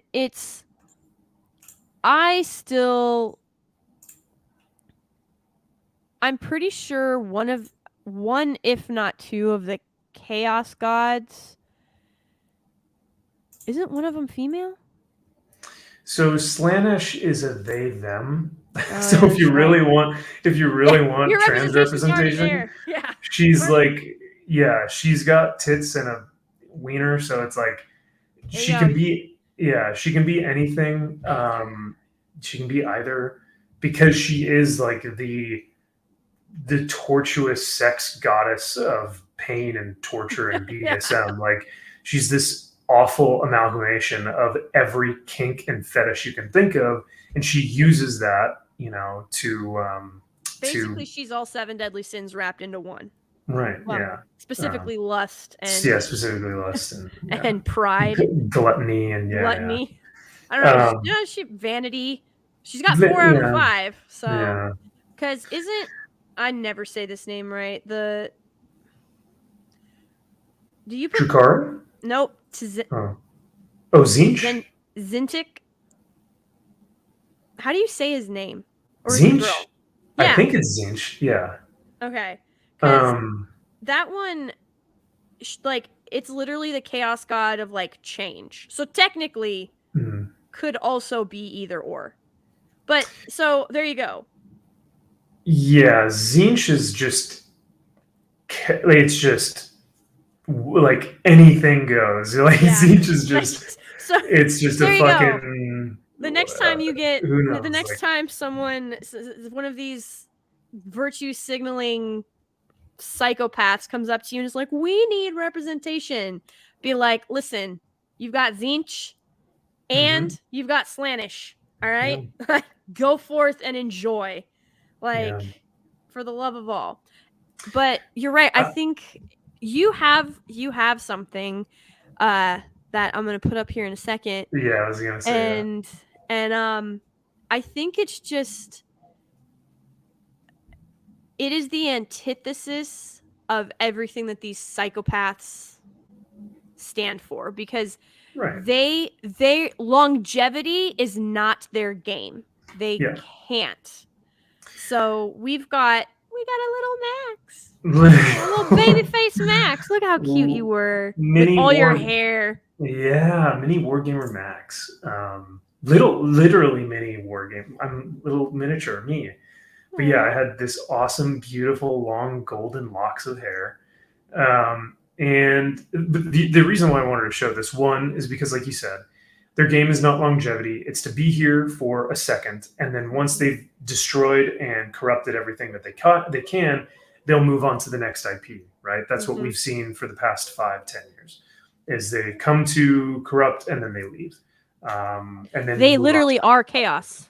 Yeah, yeah, right. And so, but the second thing I wanted to talk about was in this photo, one of the first armies that I ever got onto was Beasts of Chaos, or I think Chaos Beastmen. However you, I think some people say Beasts of Chaos, other people will say Chaos Beastmen. It was the old world, so it was fantasy Warhammer instead of Age of Sigmar. And I don't look like a fucking beast person, but sure enough, those were the coolest models I wanted to build and paint as a little kid. I didn't have hooves, and I didn't have, I think their faces were like a horse / like cow bull. Yeah. Yeah, it was like a bull kind of thing. I didn't look like that, and yet I was like, these guys look fucking so rad. So yeah, that's the thing. It's like but then again, it might be kind of the male aspect of playing with action figures and stuff. It's not this idea of this thing, this Barbie, this Batman, this action figure is me now. It's that I can now pretend like I'm, the thing or whatever it is. Batman is not me. I can try and be like Batman. Exactly. You're witnessing like, you have that toy, and so all of his accomplishments that you've been aware of thus far, and you want to aspire to be like that, and so now you're going to witness him go off on your own adventures. Like, it was literally it's your own headcanon that you get to play out, but it was never that you became Batman. It's that you got to witness Batman's new adventures, and you got to aspire to them. I will tell you, as a girl, as a girl, my whole life, by the way, I definitely, like, it was okay. I don't know how many people are actually aware of this, and it never gets talked about. And I wanted to do a live stream with Steph about it, and I probably still will, because this is a whole other subject. But are you aware of um the pink versus yellow ranger feud? No, I'm Did not you aware of know that was a this. thing? So No. many boys, so many boys. So like, here's the thing: if 13 boys wanted to be the Red Ranger before, of course, we had Green Ranger and White Ranger, but if 13 boys wanted to be the Red Ranger, then you had 13 Red Rangers. Like they were all just the Red Rangers to get like they were all the Red Ranger together. I am telling you right now, girls fought over who got to be the Pink Ranger because she was seen as more of the female. Interesting. She was the primary female lead over Right. over Yellow, who was like the secondary female lead. Even though it's an ensemble cast, for whatever reason, girls gravitated towards Kimberly, towards Pink Ranger, and so when we would get to the playground, we made this rule of whoever gets to this spot first gets to choose if they want to be the Pink Ranger or the Yellow Ranger. And then the second person could be like, they get to pick. So you always were the Pink Ranger because there was only one Pink Ranger, but like all the other girls had to be Yellow Ranger. Like, no, the rest of you are the Yellow Ranger. I'm the only Pink Ranger. And I never really thought about it, but that is how girls are. Like, it wasn't that we were playing as the Pink Ranger. It's we became Kimberly. We became Kimberly, who was the Pink Ranger. So that means we get Tommy, and Yeah. we get the Kimberly's adventures, and we get what Kimberly is doing. It was the same thing with Barbies. Like, I remember when it was this Barbie doll came out, and it was I can't remember the model name, but it was the first time that Barbie had an attached tail, because it used to be she just had like a skirt bottom that looked like a tail. You know what I mean? Sorry, I know this is super boring for you, but No. I'm so sorry. I had to look at an email that I just got, oh no, but you're good. I didn't mean to act like I was just muted because I didn't want you to hear me typing. Oh no, you're fine. Um, But yeah, so this Barbie doll came out, and it was the first time that she had, like, her legs weren't legs, they were actually a mermaid tail. And girls fought over that. They were like, "No, you are land Barbie. I am mermaid Barbie." And like we actually fought over it, because then it wasn't, oh, little Lady Gravemaster is pretending to be like, a little Lady Gravemaster has her own little mermaid tail. No, it's I am mermaid Barbie. I am not little Lady Gravemaster at all. Like, yeah. complete and total absorption, and like sort of like taking on the identity of that character. It happened Mhm. like Barbie wedding scenes. It wasn't Barbie and Ken. I was Barbie getting married to my dream guy, whoever my crush at the time was, right? I actually have only ever had a crush in high school. I had a crush on one guy through all of high school, but that's neither here nor there. But like, when you're playing with it, it's like the Barbie doll is me and the Ken doll is my future husband or my crush. Girls Mhm. do that. They completely take on the identity of whatever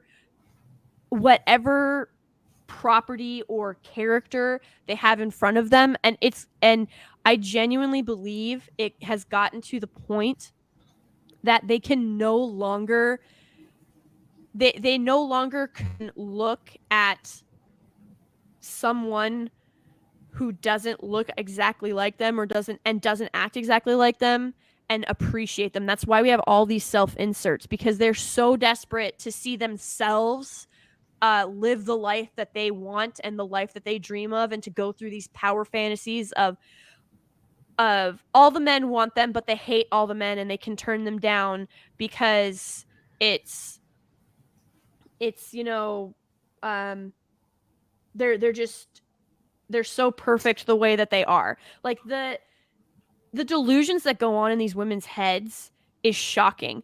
And the whole point of that very big like loop around was because I don't want that to happen to 40K.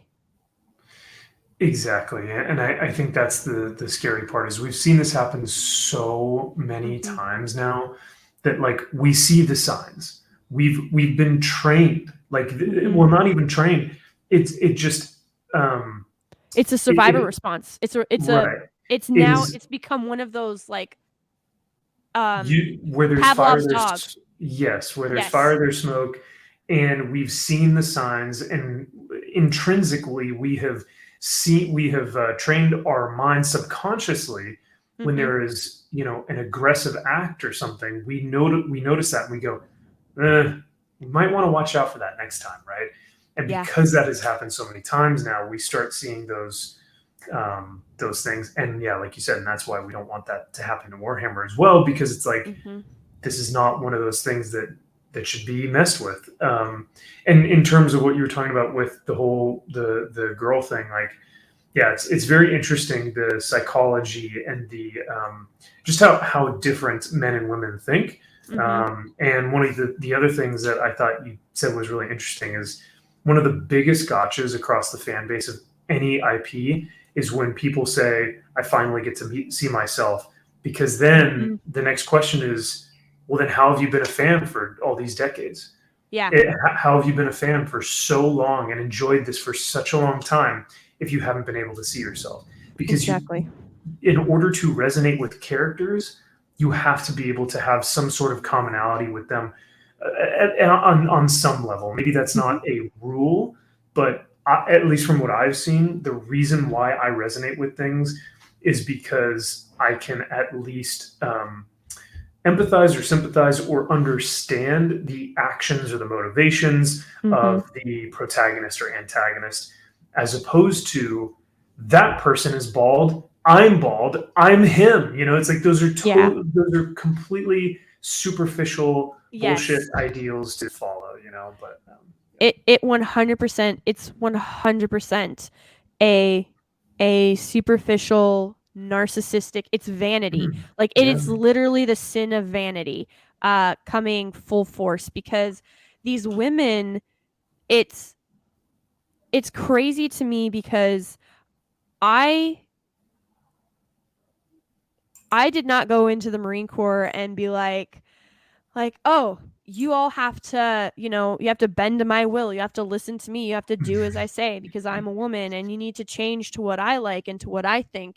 Like, no, either you conform to the standards and expectations of the Marine Corps or you get out. Mhm. And the danger of this is that that is now being removed from our military.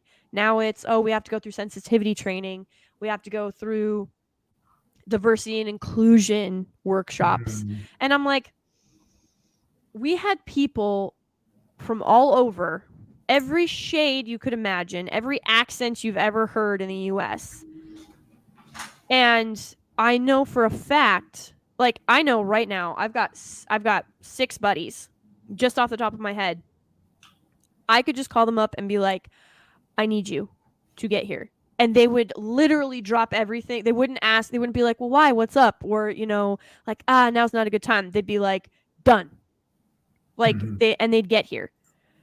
And it's insane that this desire or this like perpetual need of like just affirmation's not the right word, but I can't think of another one. They just Yeah. need to be told constantly that they're perfect, that they're good, that what they're like, they need to get their, what is it called when you get Like what you were looking for? confirmation, Yeah. or yeah, affirmation, confirmation, when you get what you're looking for. Yeah, I don't know, those are the first two that come to mind. But Yeah. It's like chat, maybe you guys can articulate that better than we can. But when you go out looking for, it's like when you go out looking for weeds, all you find is weeds, and when you go out looking for flowers, all you find is oh, flowers. What is that called? right. Is there a term for that? I think it's just being hyper aware of something. I don't know, but at least, Like you yeah, can't it's see the like, forest through the trees. yeah, Validation. There it is, Andrew Matthews. now we're talking. Validation. Yeah. Yes. You're looking for validation.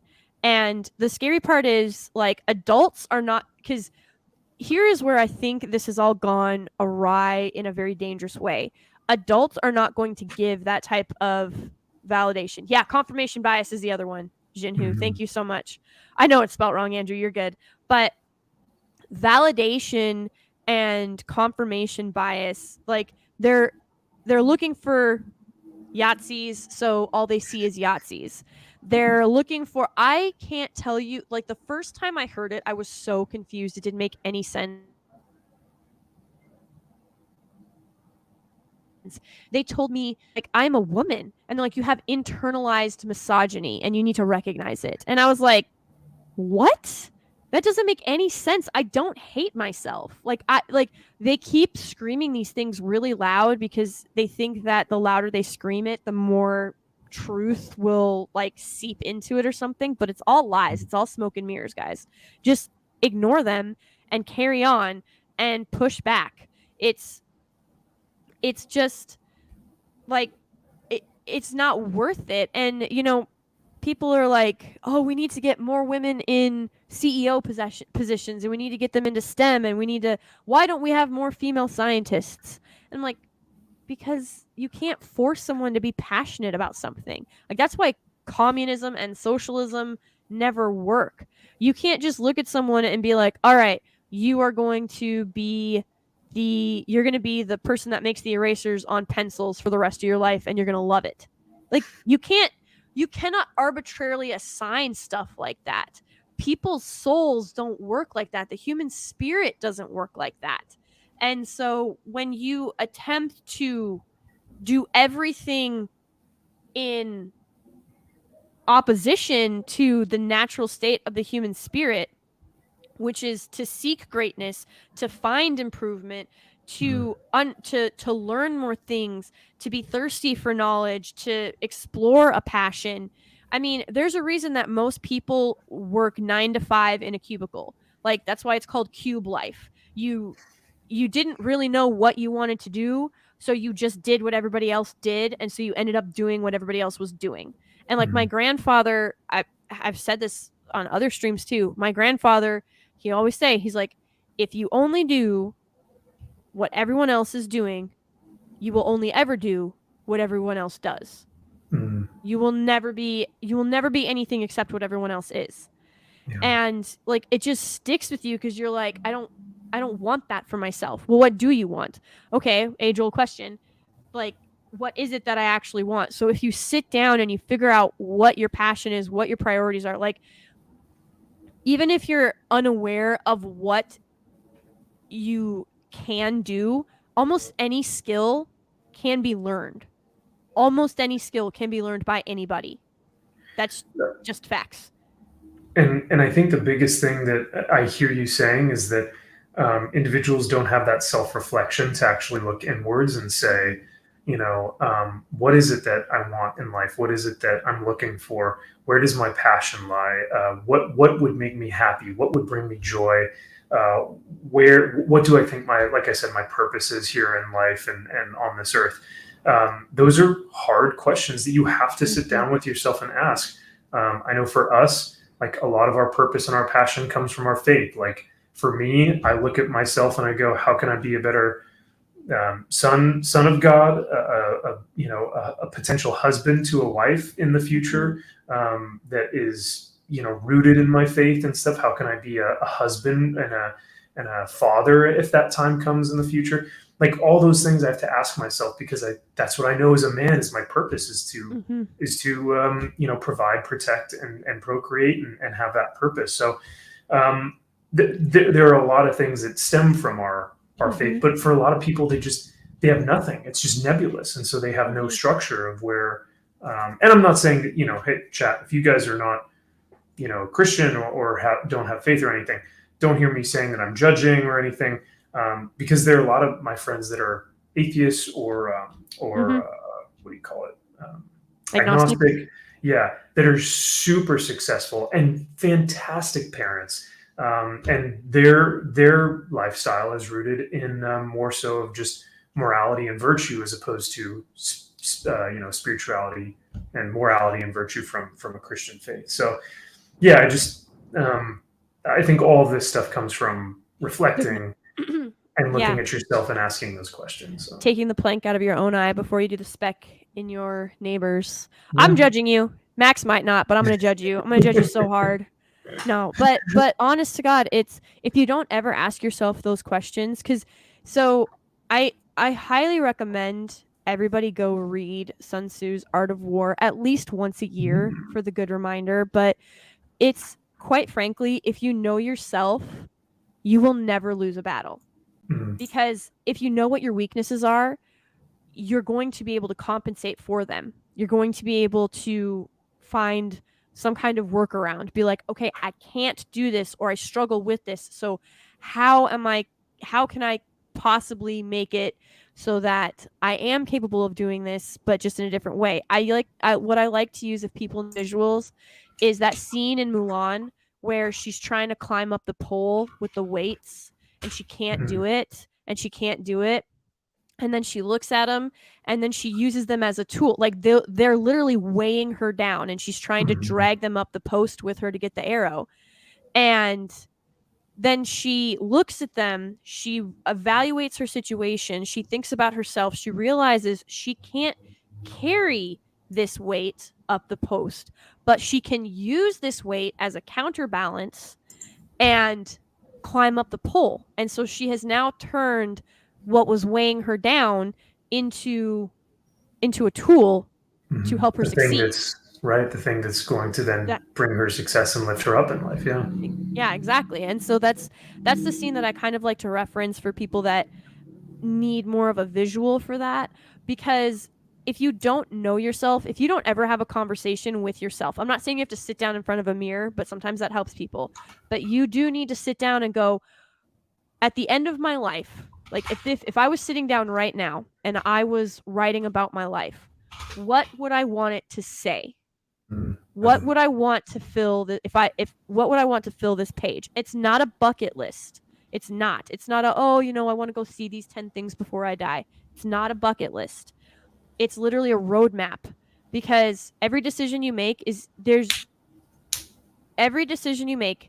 going to take you down a path. It's either going to be towards what you want or away from what you want. There is no in between. So you either make a decision that takes you in the direction of your goal, or you make a decision that takes you in the opposite direction of your goal. There's no left or right. It's forward or backwards. Everybody's like, oh, well, there's delays. Okay, that just means that you're sitting in one spot and you're not moving forward or backward. And that's a whole other issue for a completely different reason. Now, if you're going to if you're on that path and you're like, you know what, this isn't my goal anymore, I'm going to go on a completely different path, then you're changing paths. You're not turning around from your previous goal. You're leaving the path and you're choosing a new one. And it's very important that people keep that in mind, because your life, the culmination of your life, when you get to the end of it, your life is a result of your own decisions. People get backstabbed and, you get lied to or you get taken advantage of. It happens to everybody. But your life is an accumulation of your choices. And so where you want to end up is completely within your power. So if I, say I'm someone on Twitter and I'm looking at my life's work and I'm going, changed my Space Marines pronouns to own the Chuds. I'm pretty happy with that. I can die knowing that was on my. No, I'm kidding. But that's a great point. And that's heavy. I don't think people can.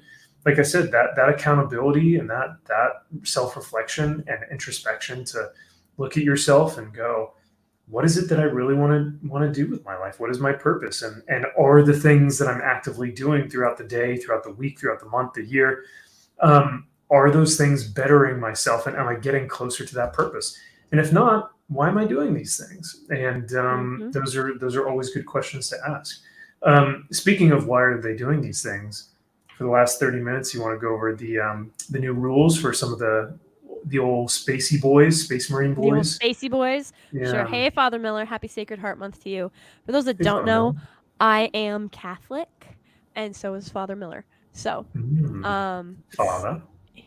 I go to him for a lot of advice, honestly. Oh, nice. But serving the Emperor is life's purpose. There you go. Yes. See? And I think that's part of the reason that I love this game so much is because good, bad, indifferent, there is no indifference in this game. Like every faction, every chapter, every race, like they are completely committed to what they're doing.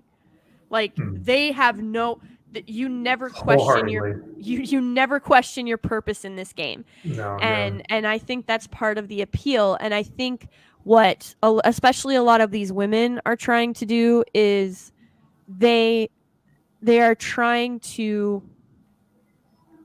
desperately make it so that when they have an entrance, they're taken seriously. And so it's sort of like playing a game with the cheat codes on. They want to just show up and have everybody kind of bow to them. They don't want to work for it. That's why like these gaming journalists who are like, there should be a gamer mode where it basically just runs the game for you and you beat all the bosses on the first try. I'm like like, what is the point? You're not playing a game, you're watching a movie at that point. Like you're watching gameplay through. So why don't you just go to YouTube and watch an actual gamer do gameplay, like do a playthrough, and then you review off of that, because it's essentially the same thing. And I'm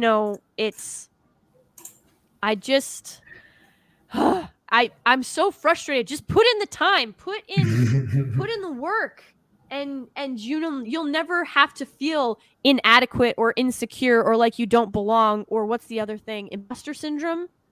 Like you'll never have to deal with that, because you know what you're capable of.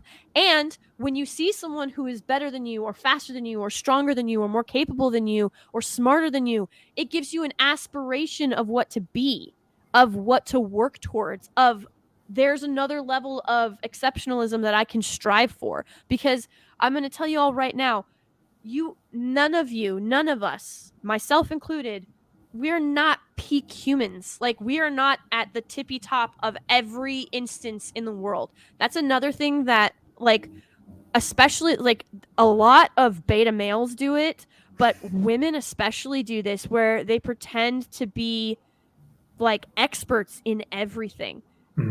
Like, if you want to talk to me about, like, I can talk to you about weapons. I can talk to you about Warhammer 40K. I can talk to you about Lord of the Rings. You ask me anything about Game of Thrones, I'm not going to sit there and be like, oh, well, the Dragon Queen is... I can't even make something up on the spot. Like, I have no idea. I can't help you with Game of Thrones. I'm sorry. You've come to the wrong spot. Oh, sorry, go ahead. Oh, no, I was going to say, but, like, you have these women who, like, just, they won't admit that they don't know anything. They'll be like, no, I can do it. No, I know that. No, I'm not a little girl. I'm not a child. You don't have to help me. And I just want to, like, bash their faces in with, I don't know. For the Emperor, of course. Yes, for the Emperor, obviously. It's this, I actually see it as, I actually respect people more when I've heard in like debates where someone will say, you know what, I'm not actually well versed in that topic. I don't know enough to speak intelligently on it. So therefore I won't act like I'm an expert in this. So when I speak to this, know that, and that's, that's where I'm coming from. I will drop everything and go and clap and go bravo, because that takes one, humility, and two, honesty. Yes. And I've even had to do that before in this hobby, because in Warhammer, I can't know everything. There is too much for me to know. And so there have been times where X-Ray Girl has, like, we've been building one morning and she'd be like, oh, who's this? Or what does this thing mean? And I literally have to tell her, you know what? I am not super good with like Necron lore or Yes. with like Tau lore, really. So I can't speak to that. But to my Space Wolves, to my Black Templars, to my Adeptus Custodes, like that stuff I know really well. So I feel better, and I can talk to that aspect of things. But it takes, yeah, like I said, it takes someone who understands like, you know, genuine authenticity and humility to say like, sorry, like I just don't know, and that's almost more honorable sometimes. There's nothing wrong with that. Like, Oh, absolutely, yeah. there's absolutely nothing wrong with it. And the thing is, too, one thing I love doing is I love learning. So I love to listen to people who know more than I do, because that means that I'm going to pick something up and then I can maybe share it with somebody else. You know what I mean? And like that's how you have conversations and how you grow as a person and Yeah. as a community. But I just, you're so right. And the thing is, guys, humility is not humiliation. Like, it would be humiliating if you said, I know everything there is to know about Necrons, and then someone asks you about like a specific race, like with like the tirades or whatever, and you're like, ellipses, like, you know what I mean? You like make something up and they're like, yeah, that's just wrong. Yeah, like not even close. It's just like you're gonna ride that into the ground. You're gonna die on that hill, and it's just so insane to me. It's like just say you don't know, or be like, hey, I know about the Necrons. I know that they're the enemies of the Emperor and the Imperium, and that's about it. Like that's kind of what I know. I know that they like. I think there's a rule on the tabletop where like if you have a specific hero, hero, I use that term loosely, but like if you have a specific hero on the tabletop or like character, he can revive dead Necrons because they just continually like, you know, can be like these zombie things or something.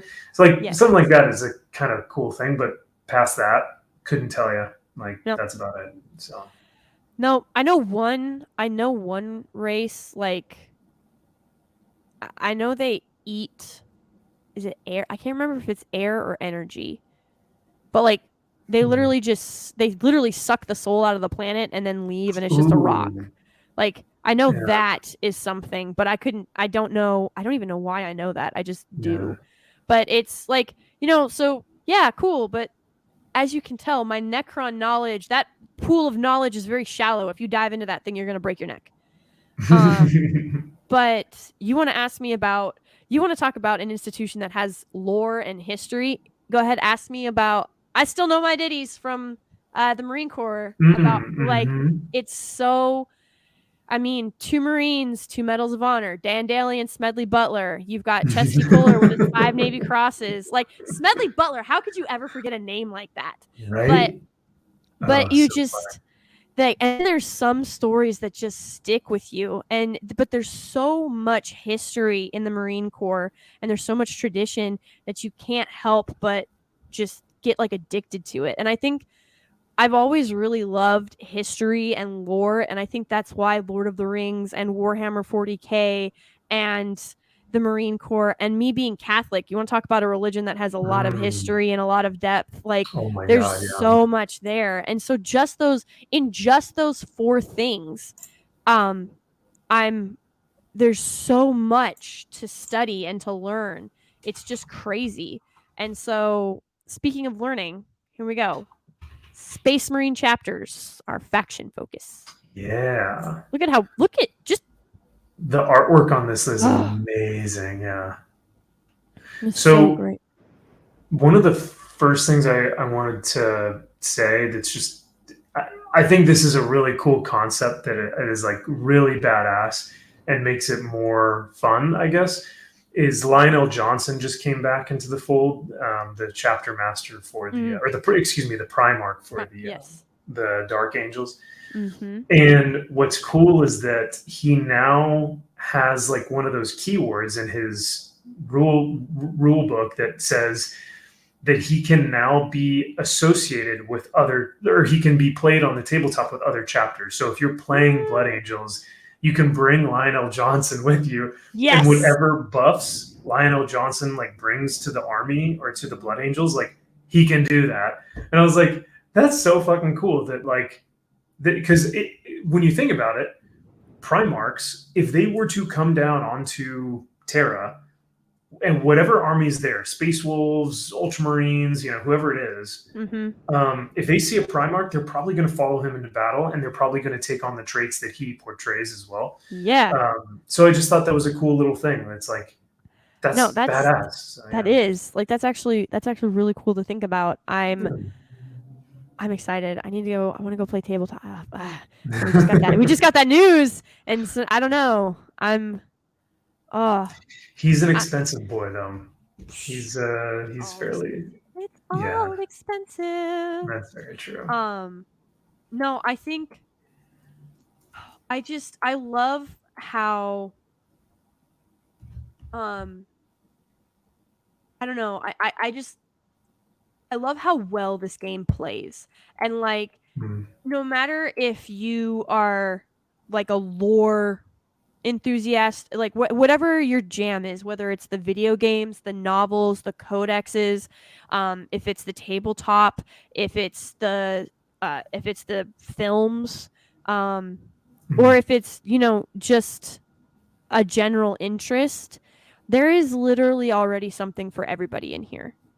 In this universe. I would shudder to call it that, but in this 40K universe, like there's anything that you could possibly consider, it's most likely it already exists in some form or fashion here. And that's why I think Warhammer is unlike any other thing that we have ever seen, because Games Workshop started as a tabletop game, which then, as they created this tabletop game, they started realizing, let's kind of build lore for these characters to make it more interesting for people to follow that. So then they started coming up with books. And then the books and the lore and the history turned into the video games, which people wanted to play. So it's like, it's a hobby, it's a video game, it's a tabletop game, it's just lore, it's books and novels and lore. And you can do all of them, or you can do them individually. Like there are some people who know everything about the lore, but have zero models and have never played the tabletop game ever. You know what I mean? But they know everything about the lore. So I think that's what's so unique about it, is that it offers you everything, literally. Like, yeah, so it's a very, very cool hobby. For sure. And it's the fact that it has so many different mediums of access. Like when people are like, oh, 40K is so inaccessible, I'm like, it's literally the most accessible IP in existence. It exists in basically every single medium that you can think of. There's people who literally just listen to like the oh gosh, my brain blanked. The audiobooks? Yeah, like the audiobooks or the music, lore. like the like the music from the video game. Like they'll just put the music on because the music's badass, and they'll go work out to it. And it's, why can't I think of what that's called? ODST is stuck in my head for some reason, and that's Halo. But it's OST. That's what I'm looking for. Game soundtrack. But so here we go. We got a faction focus on Angels of Death. Every Space Marine is a truly legendary warrior, but even among the 1,000 or more chapters that exist, 1,000 or more chapters, I promise, you'll find something you like, and probably something you hate. There are a select few who have earned the greatest fame. Some date back to the fabled first founding, while others have earned their name through sheer excellence and unquenchable zeal. Regardless of their reason for renown, they all fight in a way that sets them apart. These 5 chapters are the stars of our penultimate faction focus, and with so much to get through, we can only skim their surface. Rest assured, there'll be plenty more to see when their data sheets arrive later this month. Nice. So, and I believe they will be getting new codices as well, but that will be really later. Like 10th edition codices, which kind of gets chaps my ass because I just bought brand new codices for like a lot of these guys. But whatever. GW, take my money. Take my money. Yeah. Hey, it's not drugs. So Oh, it's absolutely drugs. it's an addiction, but it's not Yeah, drugs. it's. I don't know. I can get high on that glue. So True, I mean, true. That is true. So yeah, full disclosure, I didn't read. I didn't read anyone other than Black Templars and Space Wolves. So if you want to go through some of these, that's totally fine. But yeah, I only read through those two. So. Well, those are the two that we'll touch on then. So here's Dark Angels. I am not gonna lie. They do have a very cool aesthetic. I do enjoy their aesthetic. They look really. It's very much like Hell's Angels type like feel. Yeah. Dark Angels, but it's like, I mean, for the love of God, look, like they're not also, hiding it. Yeah, it's also very medieval knight-ish. Mm-hmm. Like that's the aesthetic that they like. Your blood angels are your vampires. Your dark angels are your medieval knights. Yep. Space wolves are your Vikings. Like each one has its own little kind of thing. So some type of pre-existing aesthetic that they sort of used as inspiration and then slapped it onto ultra high tech stuff. Yeah, and turned it up to 40,000, and then turned it up to 40,000. Yep. Oh man. Guys. So yeah, there's Dark Angels. We can read the Grim Resolve Detachment Rule. The Dark Angels are renowned for their unshakable resolve, enduring tenacity, and strict discipline in battle.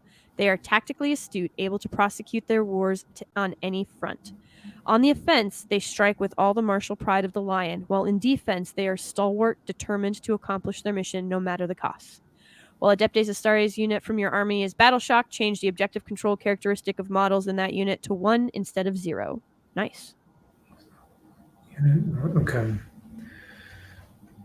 Deathwing Command Squad. Okay, all right. Get probably some new updates to them. Chain Fist. Sorry, that's one of my favorites. I like melee. I do enjoy melee a lot. Oh, then you're going to love the Space Wolves and Black Templar. So the Space Wolves, from my understanding, at least from what I read, is that essentially they take on they're super into their history and they're very involved. It's like the Marine Corps.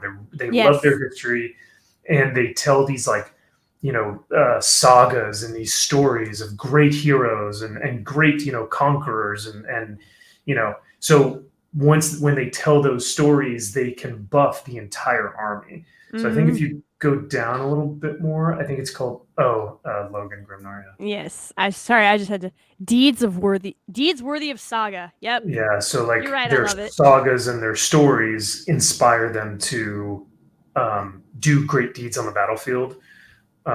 So yeah, they like scream these sagas, and then instead of like a hero or like a character unit model buffing like the squad that's like around him, it buffs the entire army. So that's pretty fucking cool. That's awesome. So you want to read this one? Sure. Deeds worthy of saga, legendary deeds in the midst of battle are an intoxicating mead. Those who witness them are inspired to greater feats of daring and valor, determined to prove themselves worthy of their champions. At the end of the battle round, you can select one of the sagas listed below. If that saga was completed by your army during the battle round, all Adeptus Astartes models from your army gain the associated benefit until the end of the battle. You can only select each saga once per battle. So these are the different ones. Nice.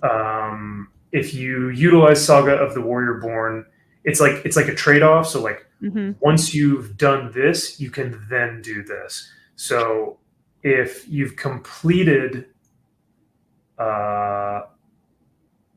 if the saga is completed, if one or more of the Adeptus Astartes characters models from your army destroyed one or more enemy character model during the battle round.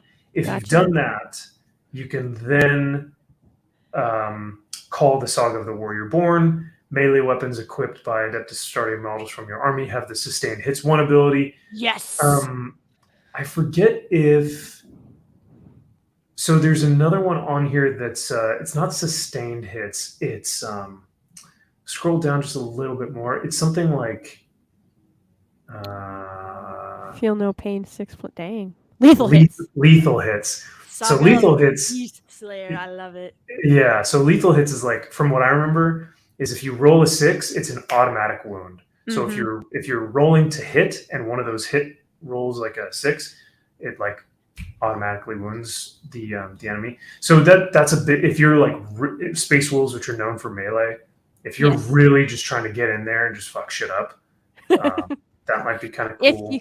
If you need a battering ram, you call the Space Wolves. Yeah. All right. Hounds of Mordkai. All right, here we go. Blood Angels. And this is very much a vampire aesthetic. You've got all that red and black and the cape. I love it. And it is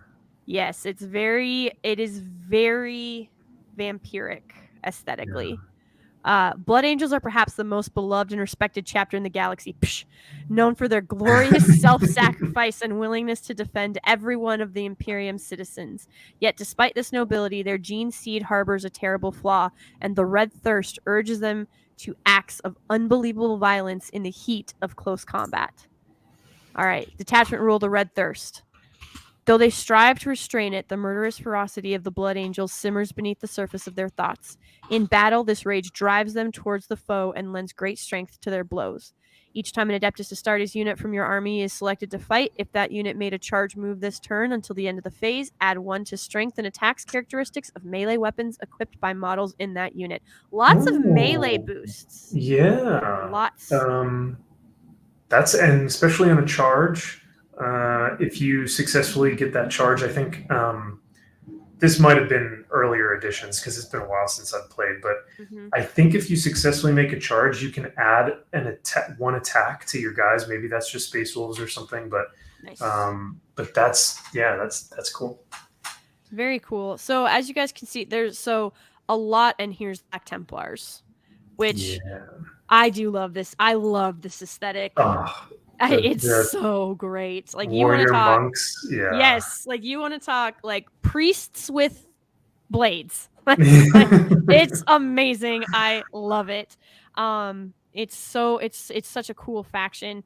Honestly, Black Templars were also what I first fell in love with, and then I found, because again, like it can take a while for you to sort of dip into this world and this lore, but through the Black Templars, I eventually found the Grey Knights, and I was like, oh, these are my boys. But yeah, so as you guys can see, there's lots of different aesthetics.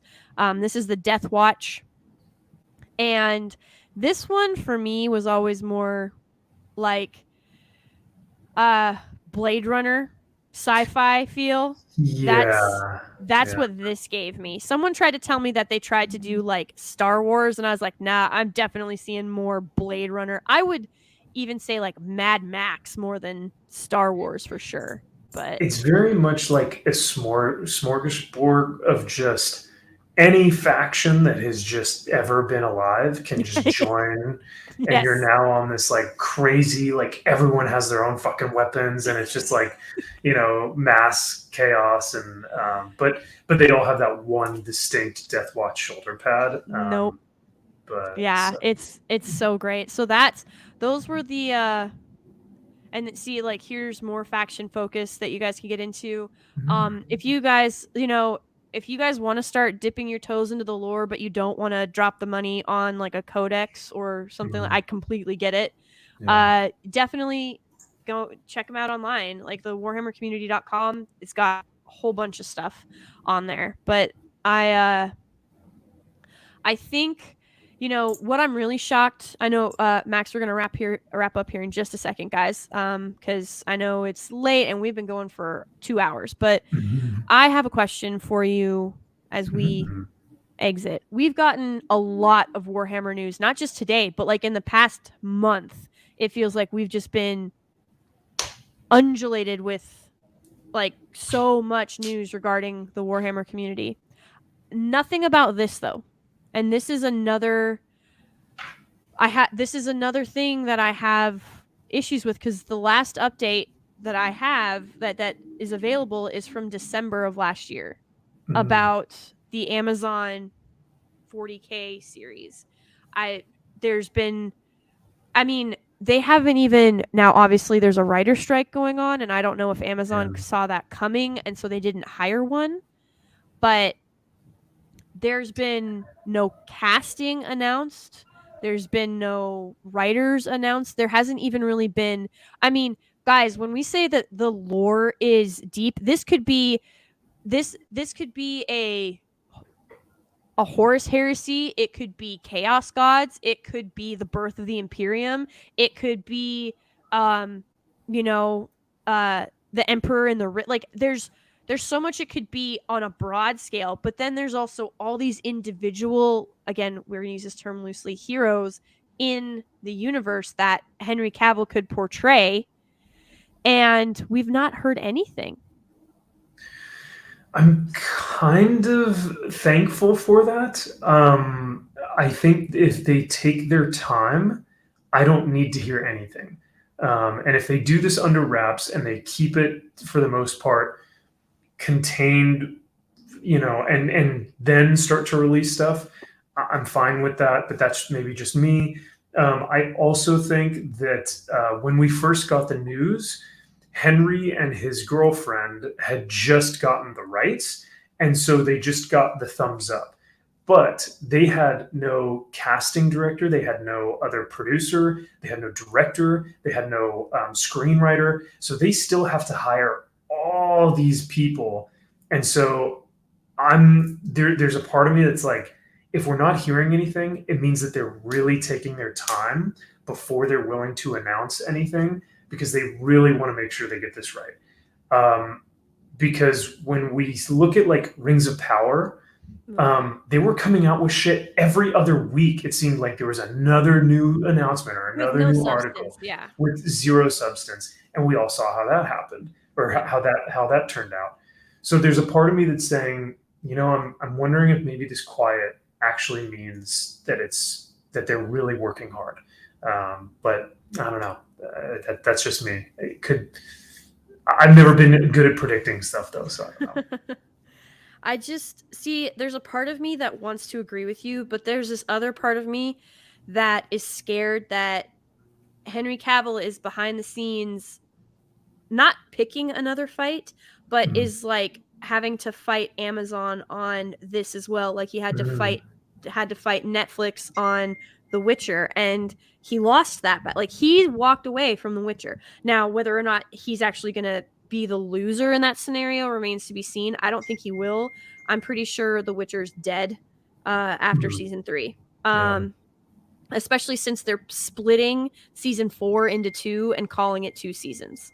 Yeah. But when it gets right down to it, my biggest fear is, okay, we just got the rights. Amazon has agreed to this, but contracts, I mean, stuff happens. Things can change. Like if Amazon is like, hey, you know what? This is a breach of Cavill's contract. We're going to boot him and we're going to bring somebody else in.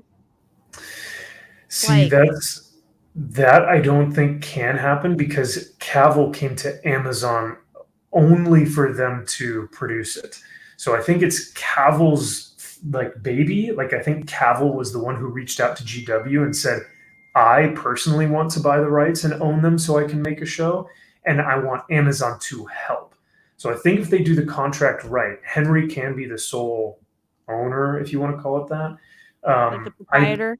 Right. Yeah, thank you for the articulation. So I think Amazon would only have a part to play. I don't think they would be the major role. I don't think they're the ones that went to GW and was like, we want to make a Warhammer series. Like they wouldn't care. They don't even know what Warhammer is. So yeah. Well, but then okay, so let's say that Cavill does this. And the first season is just a massive blowout success, right? Well, then Amazon's going to want a bigger piece of the pie. Yeah. Like this is where I'm worried, because it feels like 40K went from not in the limelight to now everybody is focusing on it, and there's all this gatekeeping that needs to happen at all these different entry points. And and I know, I mean, any student of history or anybody that has ever played any strategy game ever, if you have to fight a multi-front, like a multi-front war, you're gonna lose. Yeah. You can't, you just can't support it. Like, it's not feasible. Like, you might get ahead for a little bit, but if you're fighting on 2 fronts, that means you have no backup. If you're fighting on 3 fronts, you barely have a primary. And so now you're trying to keep woke writers out of 40K, but also woke actors and actresses, because they're going to want to, be the first something, or this is going to be a trailblazing something, or it's a breakthrough performance, or it's, groundbreaking. And it's like, no, it's none of those things. And you're so wrapped up in your own hubris that you can't see it. But it's like, we've got the show coming out, and it's put this limelight on everything else. And now you've got these people saying, we need female Space Marines and we need female representation. And how come literally someone posited that the Emperor, because in 40K, everybody jokes about how the Emperor's, especially Necrons or other factions, they'll be like, the Emperor's just a husk. He's not real anymore. He's abandoned you. He's a corpse, yeah. Yeah, he's just a corpse on a throne.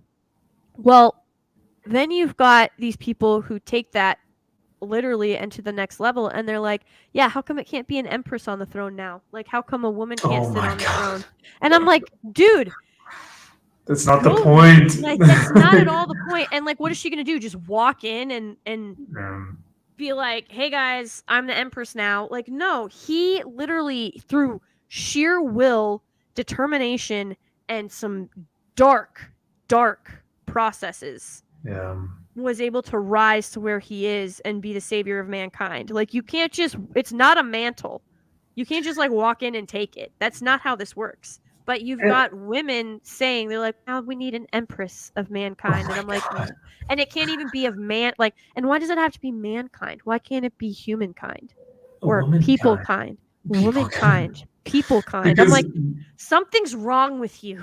Because the Imperium has no fucking time for that bullshit. They're off fighting wars, and they're off fighting aliens and demons and literal monsters that are trying to kill them every second that they breathe. I don't think they have time for representation. It's whoever can fight, there you go. So yeah, that's I think when it comes to the show, and when it comes to, you were talking about season 1 and what's going to happen if it actually has success, and what's that going to look like.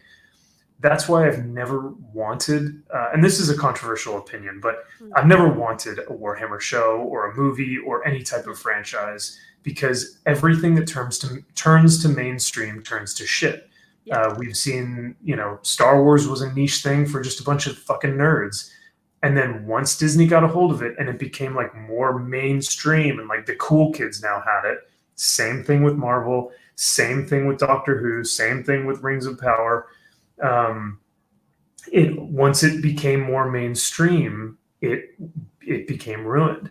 So that has always been my biggest fear, is I don't need a show, but if we get one, I almost kind of hope that it's not, as mainstream as a Marvel product TM, a Disney Marvel product TM, where it's eat the slop. I want it to be more artistic. I want it to be more grounded, and the first 3 episodes are just literally lore.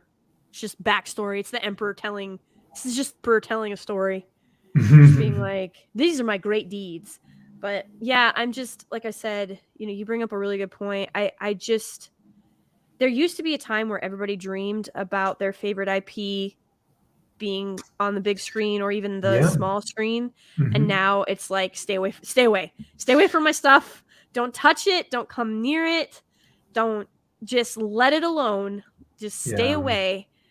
It's So like all these remakes and live actions. It's like, leave it alone. Just like you can't let something die. You have to let something die. You can't just let it live peacefully in mhm. in harmony. Like, you have to kill something. And they're like, and everybody's like, well, because well, The Little Mermaid and like Cinderella is so old. Snow White is those movies are so old. Like, yeah, and people still watch them. What does that tell you? Like, Timeless. doesn't matter. You don't need a new version of something. Just Yeah. let it go. And like, that's why I put on my Twitter, and it was a joke, but it's actually, for whatever reason, people keep replying. But I'm like, I need $87 million to produce this adventure fantasy film, and here's the Oh yes, yeah, I like saw that. here's Mhm. the basic tenets of it. It's got heroism, rescue the heroism, defeat the evil, true love conquers all. Like, just those three tenants. Like, nothing Boom. really more than that. But people are like, you'd literally make $1 billion with that concept, and I'm like, yes, I know, Yeah. because it's sold for ages. It's But simple, and it yet is. no one's doing it. You know Have what you I mean? ever? Yeah. Have you ever watched the 1999 Mummy with Brendan Fraser? Oh yeah, oh my god, of Yeah. course. Like So thousands of times. yes, it's like there was a movie. It's a toss up between *Romancing the Stone*, *The Princess Bride*, and *The Mummy*. But if I was forced, because they're like, because I tried to say *Lord of the Rings*, they're like, no, you can't have it because it's three movies. I was like, no, it's not. But I was like, okay, well, if it's a standalone film, then it would be between these three. But in *The Mummy*, Brendan Fraser, Rick gives the formula for the perfect story, for the perfect movie, for the perfect anything. Mhm. It's literally like Winston looks at him and he's like, well, what's the damage then? Like, what is it that we're going to be doing?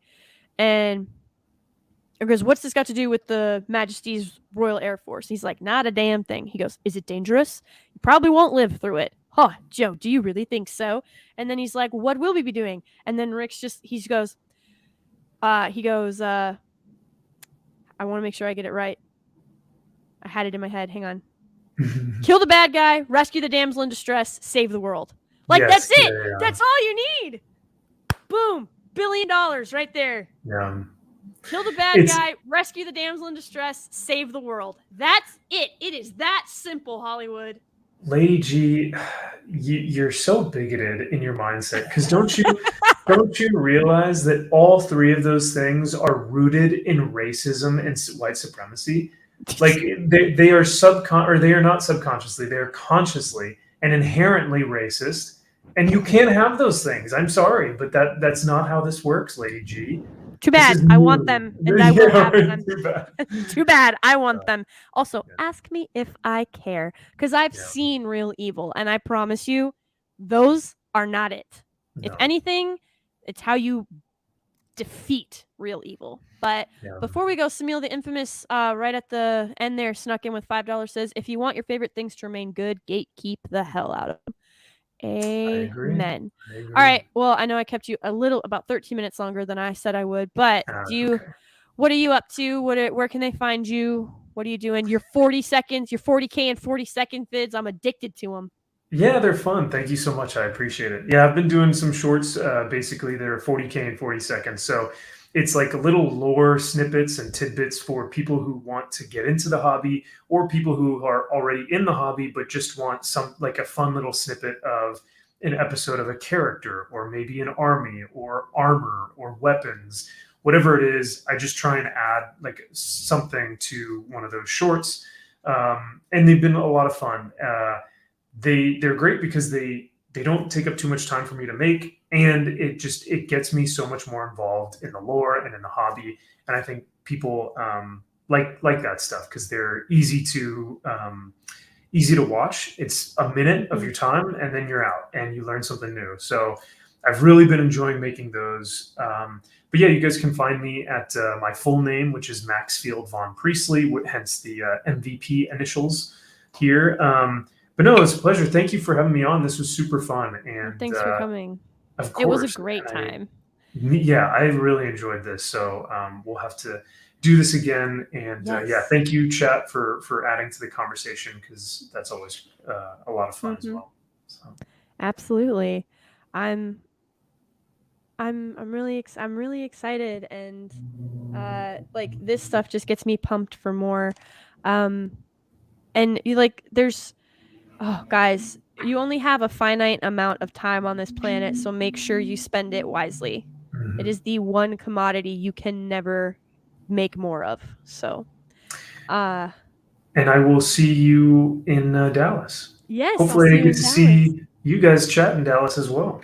Yeah, if you guys are going to be in Dallas, don't actually holler, but the meetup is Thursday from 7 to 10 at Farm and Feed in Plano. It is a gaming bar. It looks really cool. I'm pretty pumped. And then FNT on that Friday will be in person, and then Saturday at 1 p.m. at the Dallas Fan Expo there will be an FNT panel.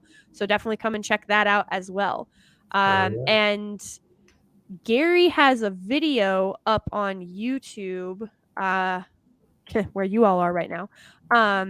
And it is like Gary always does really good videos. I don't think I'm like gonna crack the world up. I don't think I'm cracking the world open with that one. But this particular one is really just I don't know, like I really liked it. It hit a different note for me.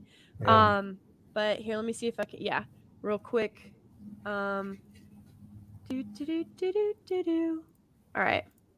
It's this one right here, Woke Hollywood Fatigue, Fan Baiting Fails. It's so good, you guys. The intro, Perry Chan is the genius.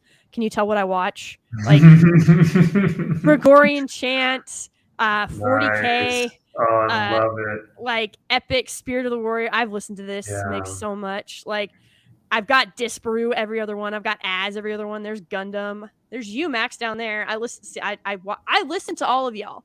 I watch you guys. So I love it. That's awesome. It's gonna be great. But yeah, this Woke Hollywood Fatigue is just something about it. It just hit all the right notes. It was really good, and it delivered something a little bit different. So yeah, there was that. But guys, I've got other stuff on the channel here. Feel free to check it out. You're free to stay. You just can't stay here. I have much love to everybody in the chat. Thank you all so much for your generosity and your time. It means the world to me. It really does, because you guys could be doing something else somewhere else, and you choose to be here. So I greatly appreciate that. So thank you so much. And it's been a blast. So God bless, Godspeed, and good night.